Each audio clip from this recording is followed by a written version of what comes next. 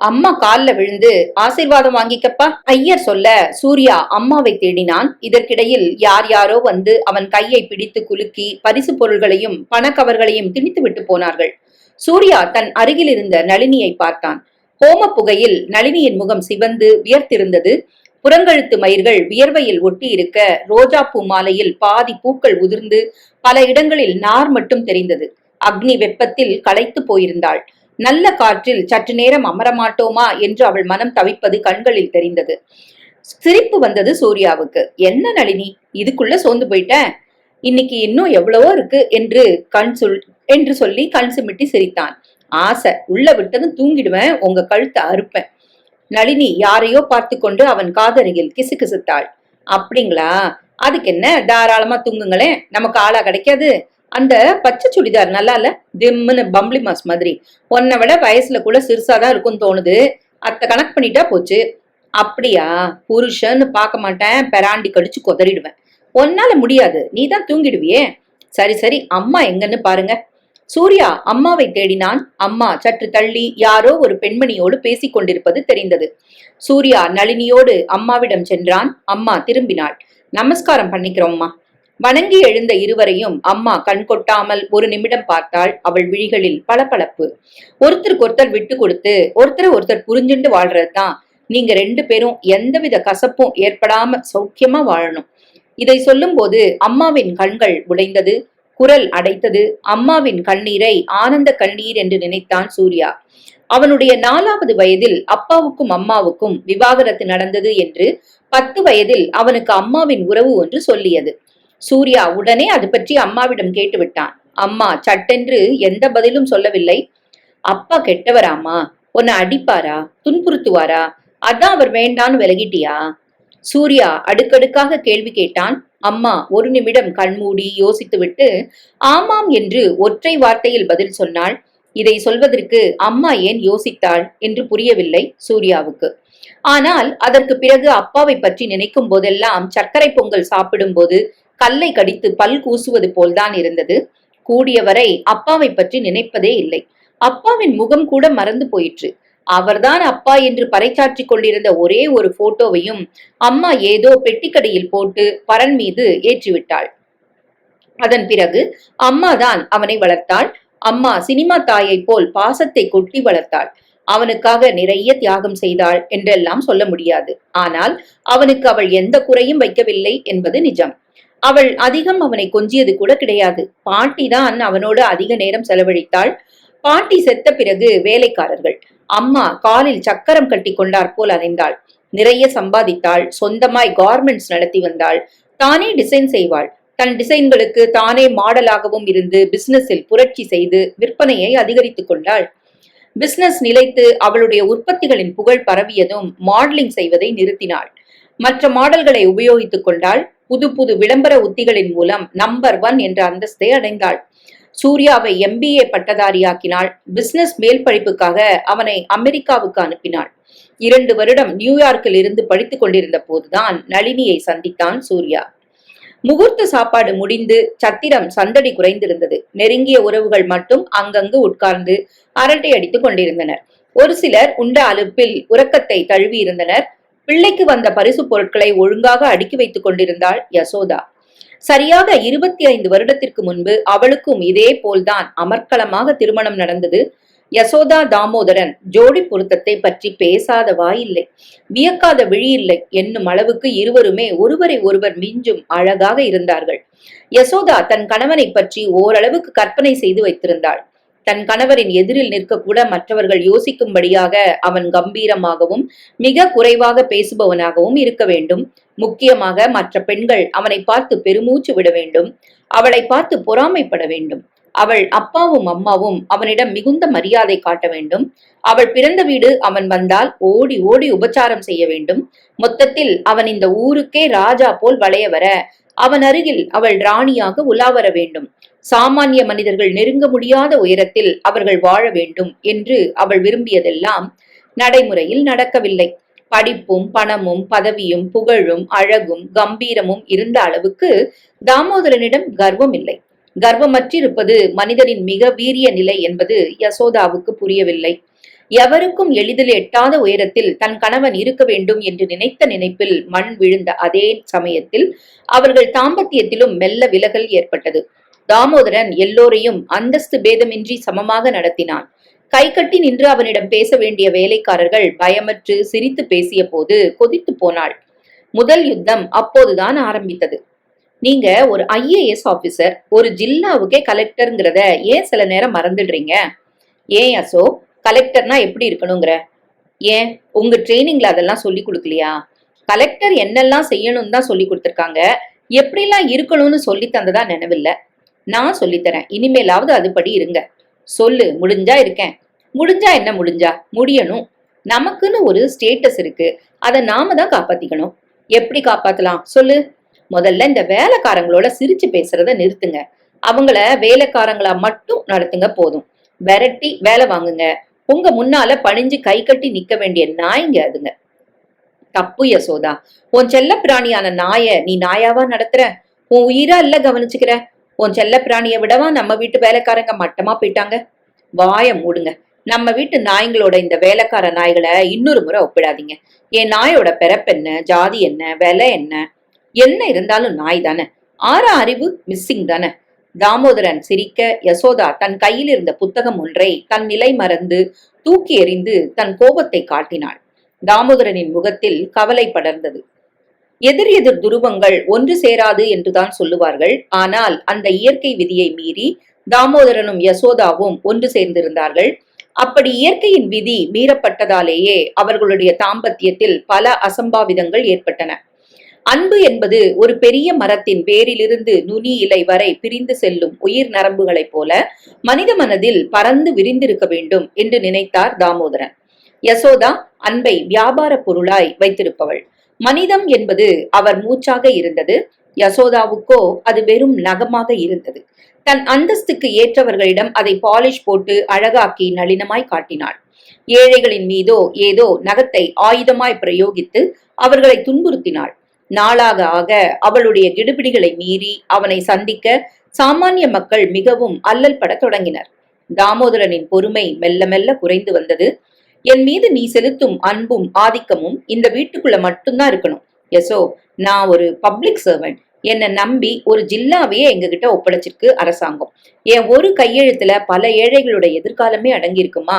அதை புரிஞ்சுக்கோ யசோ. நீ அவங்களுக்கு நேரடியா நல்லது எதுவும் செய்யாட்டியும் பரவாயில்ல, அட்லீஸ்ட் என் கடமைகள்ல தலையிட்டு கெடுக்க முயற்சி செய்யாம இருந்தாலே போதும். இப்படி சொன்னவனை முறைத்தாள் யசோதா. உங்களை மாதிரி எத்தனை பேர் இருக்காங்க. அவங்கெல்லாம் இப்படியா தராதரம் இல்லாம பழகுறாங்க? நகத்துல கூட அழுக்குப்படாம நாசூக்கா இல்ல. உங்களுக்கு மட்டும் ஏன் அந்த நாசூக்கு தெரியல? அவங்க இந்த பதவியும் அதிகாரமும் கையில வச்சுக்கிட்டு கோடி கோடியா சொத்து சேர்த்துக்கிட்டு இருக்கும்போது சம்பளத்தை தவிர ஒத்த பைசா அதிகமா கொண்டு வர தெரியுதா உங்களுக்கு? நம்ம கிட்ட இல்லாத பணமா யசோ? பணம் தாங்க வாழ்க்கைக்கு ஜீவாதாரமே. எனக்கு பணம் தேவையில்லை யசோ, ஆனா எனக்கு வேணும். நீங்க ஏன் கணவர், என்னை சந்தோஷப்படுத்த வேண்டியது உங்க கடமை. மனைவிய சந்தோஷமா வச்சிருக்காத புருஷன் நல்ல புருஷனா இருக்கவே முடியாது. அதே மாதிரி மனைவிக்கும் சில கடமைகள் இருக்கு யசோ. தெரியும், நான் எதையும் மறக்கல. நீ இப்படி தொடர்ந்து என் உத்தியோகத்துல தலையிட்டா என் சந்தோஷம் பறி போயிடும் யசோ. தாமோதரன் அத்துடன் தன் பேச்சை வெட்டி கொண்டு வேகமாக வெளியில் சென்றார். அன்றிரவு அவர் கேம்ப் போய்விட்டதாகவும் வருவதற்கு 4 நாள் ஆகும் என்றும் அவருடைய பியூன் ஒருவன் வந்து சொன்ன போது யசோ பல்லை கடித்தாள். 4 நாள் கழித்து திரும்பி வந்தவரோடு அவருடைய அம்மாவும் தங்கையும் கூட வந்திருந்தனர். அவர்களை பார்த்ததுமே யசோதாவின் முகம் சுருங்கியது. ஒப்புக்கு வரவேற்றுவிட்டு விடுவிடுவென தன் அறைக்கு சென்று விட்டாள். இரவு படுக்க வந்த கணவனிடம் அவள் கேட்ட முதல் கேள்வி, எதற்கு அவர்களை அழைத்து வந்தீர்கள் என்பதுதான். தாமோதரன் பதில் எதுவும் சொல்லவில்லை. இந்த பாருங்க, இது ஏன் வீடு. எங்க அப்பா எனக்கு சீதளமா கொடுத்த வீடு. யாருடைய இடைஞ்சலும் இல்லாம நாம நிம்மதியா வாழணுங்கிறதுக்காகத்தான் இந்த வீட்டையே வாங்கி கொடுத்துருக்காங்க. வாங்கி தந்த அவங்களே எங்க நமக்கு இடைஞ்சலா இருக்க போகுதோன்னு இங்க வரதில்ல. அப்படி இருக்க உங்க அம்மாவையும் தங்கச்சியும் எப்படி நீங்க இங்க கூட்டிட்டு வரலாம்? இந்த உலகத்துல யாரும் யாருக்கும் இடைஞ்சலாயிட முடியாது யசோ. நமக்கு இடைஞ்சல் நம்மளோட மோசமான எண்ணங்கள் தான். எண்ணம் நல்லா இருந்துட்டா இனிமே எல்லாமே இனிமையாத்தான் தெரியும். அப்படின்னா அவங்க 2 பேரும் இங்கதான் இருப்பாங்களா? 4 நாள் இங்க இருக்கட்டுமேன்னு தான் அழைச்சிட்டு வந்தேன். ஆனா நீ இவ்ளோ பேசினப்புறம் அவங்கள நிரந்தரமா இங்கே வச்சுக்கிறதா முடிவு பண்ணிட்டேன். யசோதா எரித்து விடுவது போல் பார்த்தாள் அவரை. தாராளமா அவங்க இங்கே இருக்கட்டும். உங்களுக்கு அதுதான் சந்தோஷம்னா உங்க சந்தோஷத்துக்கு நான் குறுக்க நிக்க மாட்டேன். இப்பவே இந்த நிமிஷமே நான் எங்க அம்மா வீட்டுக்கு போயிடுறேன். உங்க தங்கச்சிய கட்டி கொடுத்ததும் உங்க அம்மாவும் மண்டைய போட்டதும் சொல்லி அனுப்புங்க, அப்புறம் வரேன். காட்டு கத்தலாய் கத்தினாள் யசோதா. மறுநாள் காலை அவள் பெட்டியோடு கீழே இறங்கிய போது தாமோதரனின் அம்மாவும் தங்கையும் காரில் ஏறி புறப்பட தயாராக இருந்தனர். தாமோதரன் ஸ்டேஷன் வரை உடன் சென்றார். அவதான் சரியில்லைன்னா உனக்கும் அதுக்கு மேல ரோஷன்தாம்மா. கடைசியில நடுவுல கிடந்து அவதிப்படுறது நான் தான். பெத்த தாய கூட வச்சுக்காம விரட்டி விட்டுட்டான் கலெக்டர்னு 4 பேர் பேசணும்னு என் தலையெழுத்து. எனக்கு ஒன்னும் ரோஷம் இல்லடா தாமு. அந்த பொண்ணு போயிடுச்சுன்னா உன் பேரோட சேர்ந்து எங்க பேரும் இல்ல கெட்டு போவும். பொட்டச்சி எது சொன்னாலும் நம்புற உலகம்டா இது. நாம 3 பேரும் சேர்ந்து கொடுமைப்படுத்துறோம்னு அவ வீதியில நின்னு கண்ணு கலங்குனா அதத்தான் ஊர் நம்பும். கலெக்டர் இம்பிட்டு மோசமானு பேசும். நீ சாதாரண ஆளா இருந்தா நானும் அவளோட ஒத்தைக்கு நின்றுப்பேன். ஆனா நீ கலெக்டர்டா, உன்னை நம்பி லட்சம் ஜனங்க இருக்கிறாங்க. அவங்களுக்கு நல்லது செய்யணும்னா நீ முதல்ல நிம்மதியா அமைதியா இருக்கணும். வீடு போர்க்களம் ஆயிட்டா உன்னால எப்படிரா வெளியில போய் வேலை பார்க்க முடியும்? அதுவும் இல்லாம பெரிய மனுஷங்க வீட்டு விவகாரம்னா அவங்கவுங்களுக்கு வெறும் வாய்க்கு அவல் கிடைச்சா மாதிரி நியூஸ் ஆயிடும். எதுக்கு இத்தனை குழப்பம்னு தான் கிளம்பிட்டோம். என்னை பத்தி கவலைப்படாத. ஏதோ உன் தங்கச்சிக்கு மட்டும் ஒரு வழி பண்ணிடு. அதுக்கப்புறம் நானும் நிம்மதியா ஏதோ ஒரு மூலையில ஒரு வாய் கஞ்சி போதும்னு காலம் தள்ளிடுவேன். அம்மா நீளமாய் பேசி நிறுத்தினதும் தாமோதரனுக்கு கண் கலங்கியது. என்ன படித்தென்ன, பணம் இருந்தென்ன? ஒரு ஆணுக்கு அமைதியும் சந்தோஷமும் தர நல்ல மனைவியால் மட்டுமே முடியும். அவருக்கு அந்த பாக்கியம் கிடைக்கவில்லை என்பது அவருக்கு பரிபூரணமாக புரிந்துவிட்டது. அம்மாவை அனுப்பிவிட்டு உடனே வீட்டுக்கு வர பிடிக்காமல் கால் போன போக்கில் நடந்தார். ஐயா, கலெக்டர் ஐயா என்று அடையாளம் தெரிந்து கொண்டு அவரை சூழ்ந்து கொண்ட ஏழை ஜனங்களோடு மனம் விட்டு பேசினார். எங்க வீட்டுல சாப்பிடுவியா ராஜா என்று அன்போடு கேட்ட மூதாட்டியின் வீட்டில் கேழ்வரகு அடையை விரும்பி சாப்பிட்டார். இன்னும் சிலர் மோர் கொடுத்து குடிக்கும்படி வற்புறுத்தினார்கள். இறைவன் மிக விசித்திரமானவன் என்று தோன்றியது. சில மனிதர்களுக்கு பணத்தை மட்டும் கொடுக்கிறான், சிலருக்கு நல்ல மனதும் பண்பும் மட்டுமே கொடுக்கிறான். இந்த ஏழைகளிடம் மட்டும் வசதியும் செழிப்பும் இருந்தால் அதை எவ்வளவு நல்லபடியாக உபயோகிப்பார்கள் என்று நினைத்தால் பெருமூச்சுதான் வெளிப்பட்டது. அந்த ஏழைகள் நிறைய மனுக்களையும் எழுதி கொடுத்தார்கள். இவற்றையெல்லாம் பெற்றுக்கொண்டு அவர் வீடு திரும்பிய போது அந்தி சாய்ந்திருந்தது. வீட்டில் வேலைக்காரர்கள் மிக மகிழ்ச்சியோடு வரவேற்றார்கள். எல்லாருக்கும் என்னாச்சுப்பா? எங்களுக்கெல்லாம் இனிப்பு கொடுக்கறதா இருந்தா சொல்றோம். அட சொல்லுங்கப்பா. அட சரிங்கப்பா. என்ன என்ன அப்படின்னு உங்களை கூப்பிட ஒரு உயிர் ரெடி ஆயிடுச்சுன்னு சொல்ல வந்தோம்யா. என்ன? தாமோதரன் ஒரு கணம் பரவசமாய் நின்று விட்டார். நீ தகப்பனாக போகிறாய் என்ற வார்த்தை மனைவி மீது இருக்கும் எப்பேற்பட்ட கசப்பையும் காணாமல் அடித்துவிடும் என்பதை அனுபவபூர்வமாக உணர்ந்து கொண்டார் அவர். யசோதாவின் மீதிருந்த வருத்தமெல்லாம் நொடியில் மறைய அவளை பார்க்க தாவி ஓடினார். கணவன் என்ற அந்தஸ்தை விட தகப்பன் என்ற அந்தஸ்து மிக ஆனந்தம் தரக்கூடியது. அவருடைய ஆண்மைக்கு பிரத்யட்ச சாட்சியாய் ஒரு உயிர் மண்ணில் தவழப் போகிறது. அதை பெற்றுத்தரப்போவது அவருடைய மனைவி. அவளை இனி மரியாதையோடும் பரிவோடும் நடத்த வேண்டியது அவர் கடமை. அவளை சந்தோஷப்படுத்த வேண்டியது மிக முக்கியம். இதற்காக எத்தனை படிகள் வேண்டுமானாலும் இறங்கி சென்று அவள் முன் மண்டியிடலாம், தப்பில்லை. புருஷன் மனைவிக்குள் மரியாதையும் கூச்சமும் எதற்கு? நன்றி கண்ணம்மா. அவர் அவள் கேசம் தடவி கண்ணிமைகளில் முத்தமிட குனிந்த போது யசோ சட்டென்று முகத்தை திருப்பிக் கொண்டு அவர் கைகளை வெடுக்கென்று தள்ளிவிட்டாள். ஏன் யசோ, இன்னுமா கோபம் போகல உனக்கு? அம்மா தான் போயிட்டாங்களே, அப்புறம் என்னம்மா? உங்க அம்மா போயிட்டாங்கன்னு சந்தோஷப்படலான்னு பார்த்தா முடியலையே. இப்ப உங்க பிள்ளை வந்து சேர்ந்துட்டானே, என் சந்தோஷத்துல மண் அள்ளி போட. அவர் அதிர்ந்து போனார். யசோதாவை திகைப்போடு பார்த்தார். என்ன யசோ நீ சொல்ற? அவர் குரல் நடுங்கியது. எனக்கு இந்த குழந்தை வேணாங்கிற. கடவுளே! அவர் தேகம் ஒரு முறை தூக்கி வாரி போட்டது. தாய்மை பேறு வேண்டாம் என்று சொல்லும் பெண்ணும் உலகத்தில் இருக்க முடியுமா? ஆனால் இருக்கிறாளே, அவர் மனைவியே இருக்கிறாளே. ஏன் வேணாம் யசோ? இப்போ வேணாம். ஏன், அழகு போயிடும்னா? அவள் பதில் சொல்லவில்லை. அப்புறம்னு நீ தள்ளி போட்டா அழகோடு சேர்ந்து வயசும் போயிடும் யசோ. அவள் ஒரு நிமிடம் அவரை ஊன்றி பார்த்தாள்.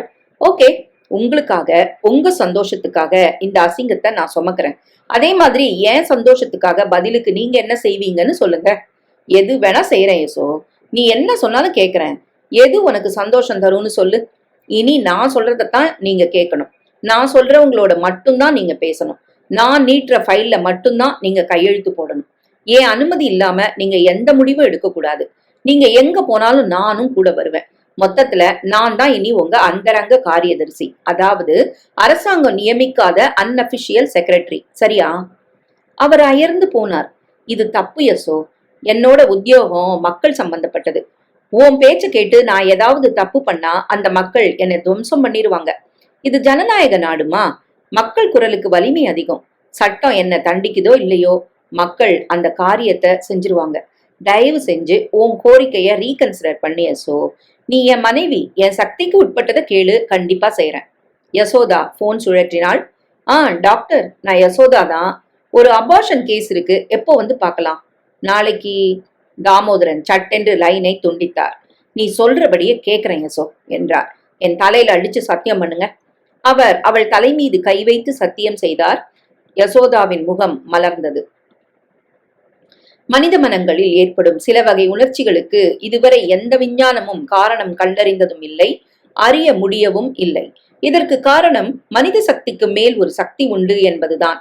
கருவை சுமப்பதும் வலி பொறுத்து உதிரம் சிந்தி பெற்றெடுப்பதும் அதே உதிரத்தை பாலாக புகட்டி வளர்ப்பதும் அன்னைதான் என்றாலும், இந்த எதுவுமே செய்யாத வெறும் விதைக்கு மட்டுமே சொந்தக்காரரான ஆணுக்கு எப்படி அந்த மழலையின் மீது தாயின் அளவுக்கு பாசம் பிறக்கிறது? சுமப்பதால் தாய் நேசிப்பதில் அர்த்தம் இருக்கிறது. ஆயினும் அந்த தாயை விட அதிகப்படியான அன்பு தகப்பனுக்குள் எப்போது புகுகிறது? தன் ஜீவன் அவளுள் வளர்கிறது என்ற நினைப்பே அவனுள் அன்பை சுரக்க செய்து விடுகிறதா? தாமோதரன் வியந்து போனார். இன்னும் புற கண்ணுக்கு புலப்படாத அந்த சிசுவின் மீது எங்கிருந்து இப்படி ஒரு கண்மூடித்தனமான அன்பு பிறந்தது அவருக்கே புரியவில்லை. தனக்கே இப்படி என்றால் சுமப்பவளுக்கு எப்படி இருக்கும்? அதனால்தான் இந்த உலகம் கடவுளை விட தாய்க்கு உயர்வான இடம் கொடுத்து தன் நன்றியை தெரிவிக்கிறதா? ஆனால் யசோ மட்டும் ஏன் அதை வேண்டாம் என்கிறாள்? ஒரு கால் அவரிடம் சத்தியம் பெறுவதற்காகவே வேண்டாம் என்கிற மாதிரி நடித்தாளா? இருக்கட்டும், அது வெறும் நடிப்பென்றால் சந்தோஷமே. அவள் நல்ல மனைவியா இல்லாவிட்டாலும் கவலை இல்லை. நல்ல மருமகளாய் இருக்க வேண்டாம், நல்ல மனிதனாய் இருக்க வேண்டாம், ஆனால் நல்ல தாயாய் இருக்க வேண்டியது மிக அவசியம். தன் குழந்தையை எந்த தாயும் வெறுக்க மாட்டாள். தாய்மை என்பது, தாய்ப்பாசம் என்பதும் பெண்ணுக்கு இயற்கை அளித்திருக்கும் வரம். யசோ மட்டும் இந்த இயற்கை விதிக்கு மாறாகவா இருந்து விடுவாள்? நிச்சயமாக மாட்டாள். ஒரு கால் குழந்தை பிறந்த பிறகு அவளுடைய கவனம் முழுக்க அவரிடம் இருந்து குழந்தை மீது திரும்பிவிடக்கூடும். அதன் மீது பாசம் அதிகரிக்க அதிகரிக்க அதை தனக்கு அளித்தவன் மீது மரியாதையும் அன்பும் கூடும். இப்படி ஒரு புதிய அன்பு அவளுக்கு அவன் மீது ஏற்பட்டால் அவள் தன் சத்தியத்தை மறந்து விடுவாள். அவனை ஆள வேண்டும் என்ற தன் எண்ணத்தை படிப்படியாக மாற்றிக்கொள்வாள். மெல்ல மெல்ல அவன் உத்தியோக விஷயங்களில் தலையிடுவதையும் குறைத்து கொண்டு விடுவாள். மொத்தத்தில் அவன் குழந்தை அவளை முழுக்க மாற்றிவிடும்.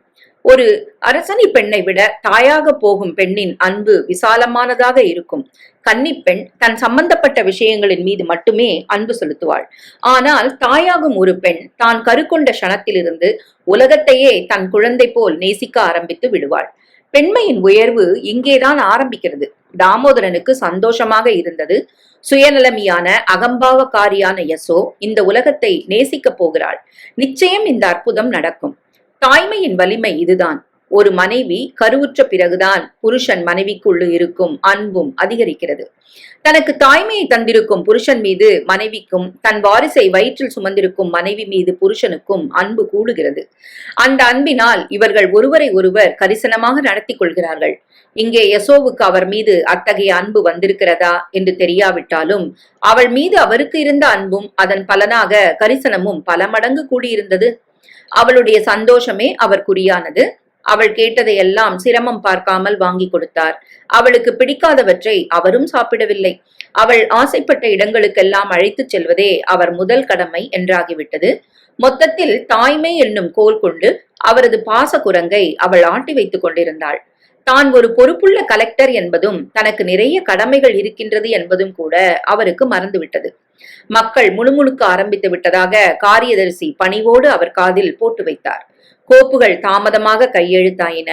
என்ன ஆயிற்று கலெக்டருக்கு என்று அலுவலக பணியாளர்கள் முதல் கிராமத்து ஜனம் வரை பேச ஆரம்பித்து விட்டனர். இந்த நிலையில்தான் வந்தனா அவருக்கு அறிமுகமானாள். வந்தனா ஒரு தனியார் சமூக சேவை மையம் ஒன்றை நடத்தி கொண்டிருந்தாள். சமூக சேவையில் இருந்த ஈடுபாடு காரணமாக திருமண வயது வந்தும் கூட திருமணம் வேண்டாம் என்று ஒதுக்கிவிட்டு முழு மூச்சுடன் தன் சமூக சேவை மையத்தில் கவனம் செலுத்தி வந்தாள். அன்பு என்றால் கிலோ என்ன விலை என்று கேட்ட யசோவுக்கு எதிர்மறையாக அன்புமயமாய் இருந்தாள் வந்தனா. அவள் நடத்தி வந்த இல்லத்துக்கு சொந்தமாக நிலம் வேண்டும் என்ற கோரிக்கையோடு புறம்போக்கு மனை ஒன்றை அரசாங்கம் அவள் சேவை மையத்துக்கு தந்து உதவ வேண்டும் என்ற விண்ணப்பத்தை சுமந்து கொண்டு ஒரு நாள் வந்து அவரை நேரில் பார்த்து பேசினாள். சம்பிரதாயமான விசாரிப்புகளுக்கு பிறகு அவர் அவளை பற்றி விசாரித்தார். அம்மா இல்லை, அப்பா பணக்காரர் தான், ஆனால் பொறுப்பற்றவர். மதுவும் மாதுகளும் தான் அவர் வாழ்க்கையாயிற்று. அவை இரண்டுமே ஒரு நாள் அவரை செல்லா காசாக்கி படுக்கையில் தள்ளிவிட்டன. 6 மாதம் நரக வேதனைப்பட்டு ஒரு நாள் போய் சேர்ந்தார். அழித்தது போக அவர் மீதம் வைத்திருந்த சொத்துக்களையாவது நல்ல முறையில் உபயோகிக்க வேண்டும் என்று நினைத்தேன்.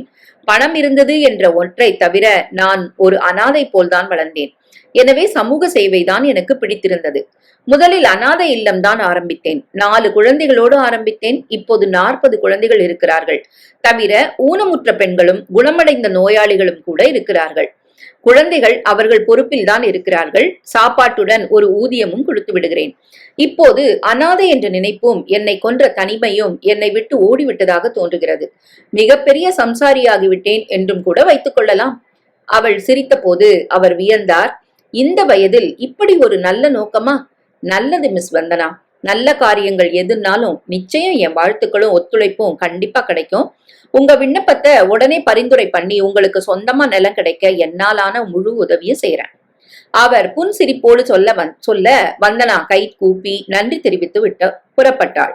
அவள் அந்த அறையை விட்டு வெளியேறும் வரை அவளையே பின்தொடர்ந்து சென்றது அவர் பார்வை.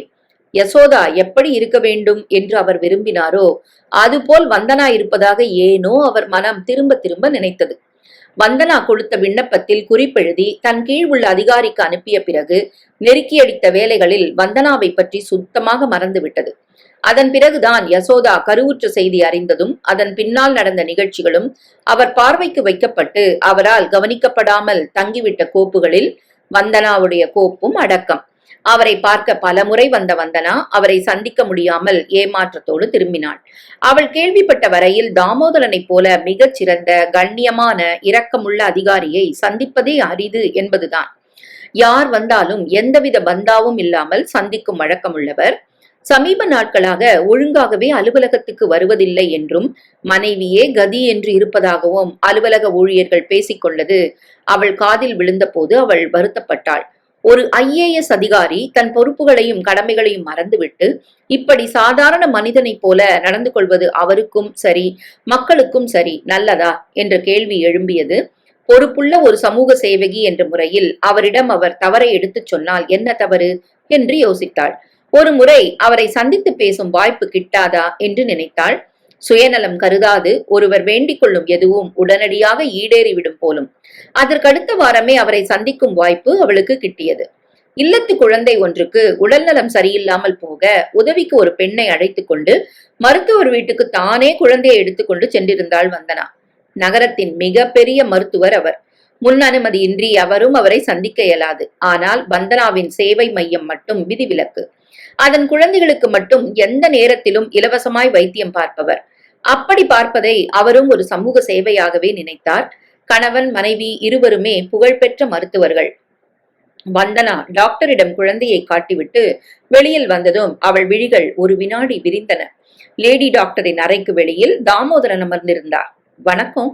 வந்தனா கை கூப்பியபடி அவர் முன் நின்றாள். நிமிர்ந்து பார்த்து அவளை அடையாளம் கண்டு கொண்டவர் புன்னகைத்தார். யாருக்கு சார் உடம்பு சரியில்லை? உங்களுக்கா? இல்ல, மனைவியோட வந்தேன். அவங்களுக்கு என்ன உடம்பு? Nothing, she is pregnant. செக்கப்காக வந்தோம், அவ உள்ள போயிருக்கா. வாழ்த்துக்கள் சார். இந்த சந்தோஷத்துல மூழ்கி போய் தான் ஆபீஸ மறந்துட்டீங்களா? தாமோதரன் திகைப்போடு நிமிர்ந்தார். நேருக்கு நேர் வீசப்பட்ட இந்த வெளிப்படையான கேள்வியை அவர் எதிர்பார்க்கவில்லை என்பதை அவர் முகமாற்றம் வெளிப்படுத்தியது. சட்டென்று அவரால் எந்த பதிலும் சொல்ல இயலாமல் தடுமாறினார். உங்களை பார்க்க 4-5 முறை ஆபீஸ்க்கு வந்திருந்தேன் சார். ஒவ்வொரு முறையும் நீங்க லீவ்ல இருக்கிறதா சொன்னாங்க. உங்களுக்கு உடம்புக்கு ஏதாவதோன்னு கவலைப்பட்டேன். நல்ல காலம், சந்தோஷமான விஷயம்தான் சொல்றீங்க. உங்க ஃபைல் விஷயமா நான் உடனே நடவடிக்கை எடுத்துடுறேன். ஐயோ, என் ஃபைல் இருக்கட்டும் சார். அதை விட முக்கியமான விஷயமா நான் உங்களை சந்திச்சு பேச விரும்பினேன். என்ன விஷயம்? இங்க வேண்டாம் சார். நாளைக்கு நீங்க கொஞ்ச நேரம் எனக்காக ஒதுக்க முடியுமா? தாராளமா. நாளைக்கு காலையில 9 மணிக்கு ஆபீஸ் வந்துருங்க. யார் தொந்தரவும் இல்லாம 1 மணி நேரம் பேசலாம். ரொம்ப நன்றி சார். வந்தனா மீண்டும் கை கூப்பி விடை பெற்றாள். அன்றிரவு முழுக்க அவரோடு என்னவெல்லாம் பேச வேண்டும் என்று மனதுக்குள் ஒத்திகை பார்த்து கொண்டாள். அவர் மனது புண்படாமல், அதே நேரம் அவர் பிரச்சனைகளை புரிந்து கொண்டு அவர் கடமைகள் முக்கியம் என்பதை அவருக்கு உணர்த்த வேண்டும். முடியுமா தன்னால்? நீ யார் என்று அவர் சீறி எழுந்தால், உனக்கு மரியாதை கொடுத்ததே தவறு என்று கூறிவிட்டால்? கூறட்டுமே, ஒரு நற்காரியம் முடிக்க பல அவமானங்களை பட்டுத்தானே தீர வேண்டும். ஒத்திகை முடிந்ததும் தூங்கி போனாள்.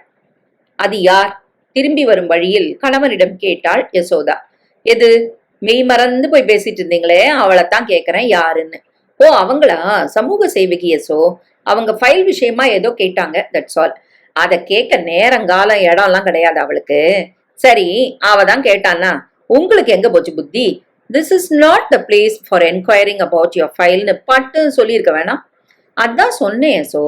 தாமோதரன் இப்படி சொன்னதும் யசோதா அவரை கூர்த்து பார்த்தாள்.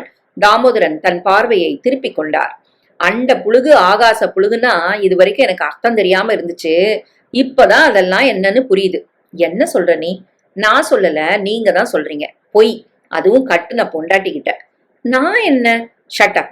நீங்க பேசுனதெல்லாம் என் காதுல விழுந்துச்சு. நாளைக்கு 1 மணி நேரம் மனசு விட்டு பேசுறதுக்கு அவளை வர சொல்லிட்டு எதுக்கு மறைக்கிறீங்க? தப்பு செய்யறவன் தான் பொய் சொல்லுவான் அப்படின்னா அந்த பொண்ணோட சேர்ந்து என்ன தப்பு பண்றீங்க நீங்க?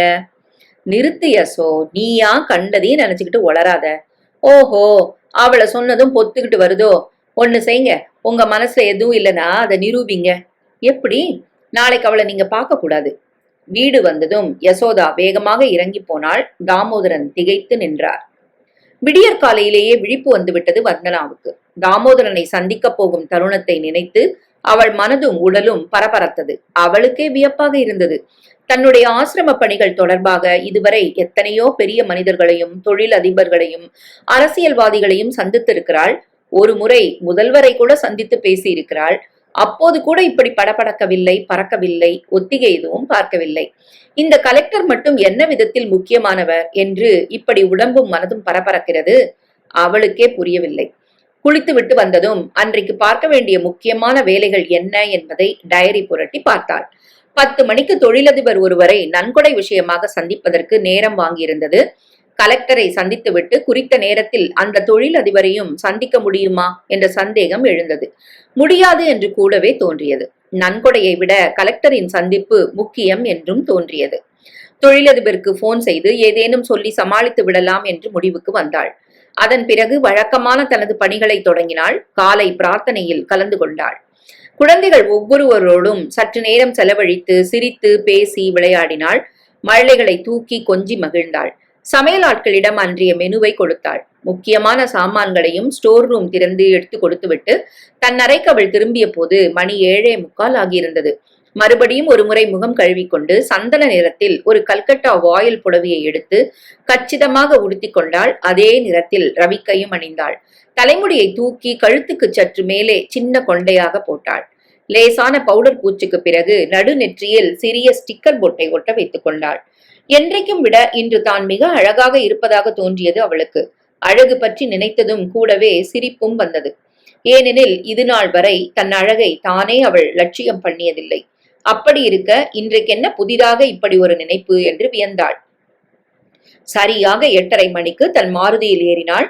தானே வண்டியை ஓட்டினாள். 8:50க்கு கலெக்டர் ஆபீஸ் வளாகத்தினுள் நுழைந்தாள்.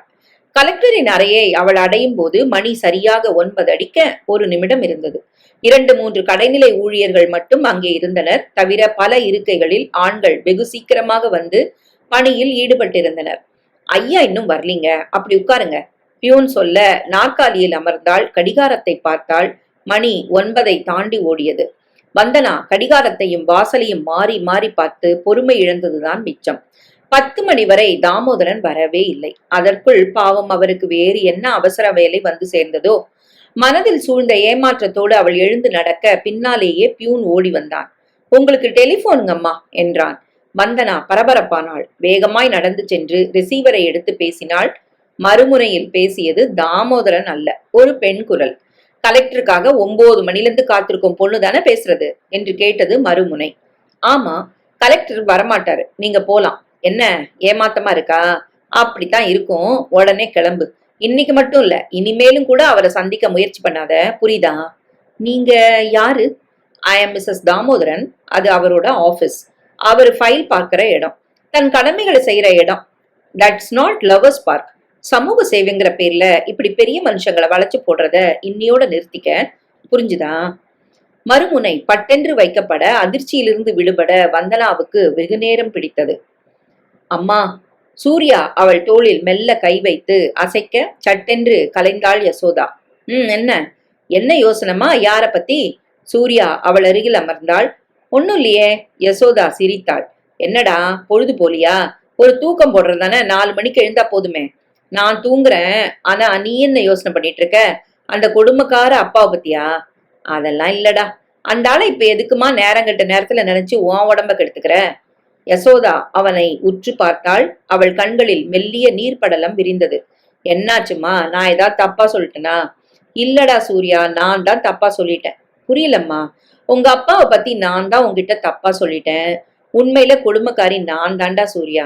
சூர்யா திகைத்தான். அம்மாவை உற்று பார்த்தான்.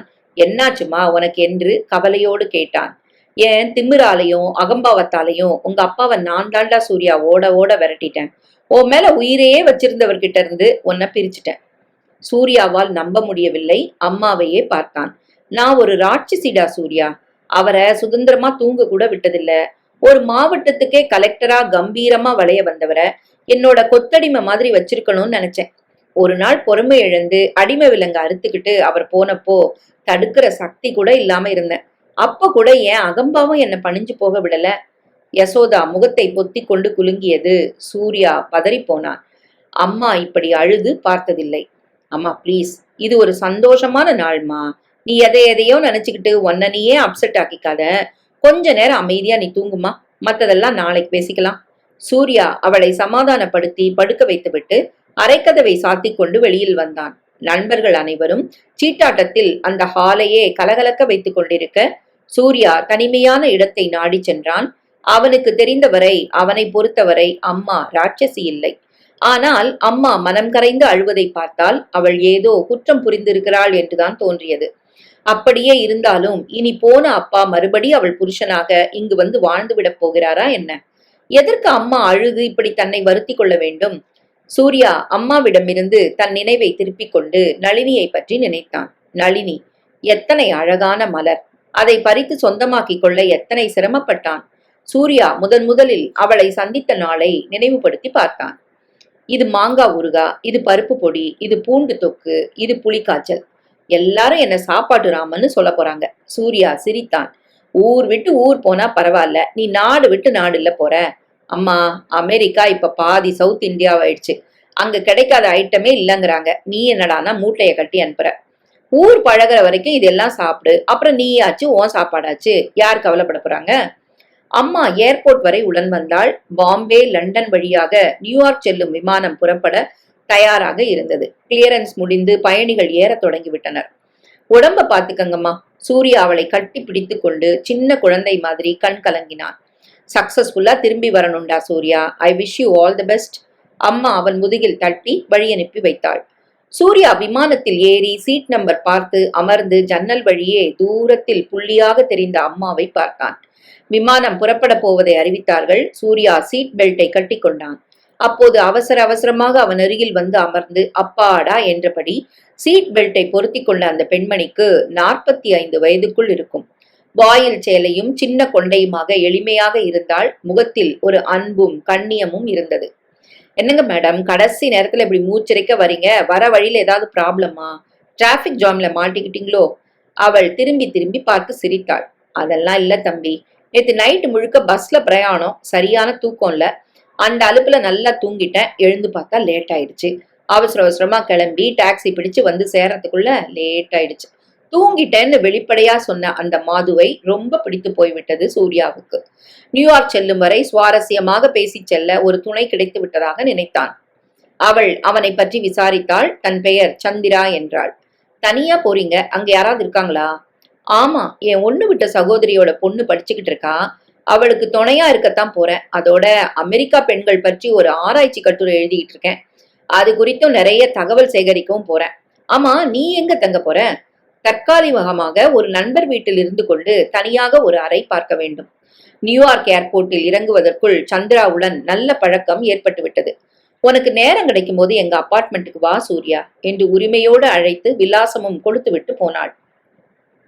10 நாட்கள் வரை வேலை சரியாக இருந்தது சூர்யாவுக்கு. புது தேசம், புது இடம், புது தண்ணீர், புது மனிதர்கள் எல்லாவற்றுக்கும் ஈடு கொடுத்து செட்டில் ஆகவே 10 நாளாயிற்று. நாகரிகத்தின் உச்சியில் வாழும் மனித கூட்டமும் டேட்டிங் என்ற பெயரில் விடலைகள் அடிக்கும் கூத்தும் 14 வயதுகள் சர்வசாதாரணமாக கருக்கலைப்பு செய்து கொண்டதும் அவனால் ஜீரணிக்க முடியாதவையாக இருந்தன. எதனால் இப்படி? விஞ்ஞான வளர்ச்சி மனிதர்களின் கலாச்சாரத்தையும் கட்டுப்பாட்டையும் தகர்த்து விட்டதா? வாழ்க்கையின் வசதிகளும் செல்வச் செழிப்பும் தந்திருக்கும் தைரியமா? இந்த நாகரிக கூட்டத்தில் தன்னால் ஒட்ட முடியாது என்று தோன்றியது அவனுக்கு. அம்மா அவனுக்கு நிறைய சுதந்திரம் கொடுத்திருந்தாள். பாக்கெட் மணி என்ற பெயரில் நிறைய பணமும் கொடுத்தாள்.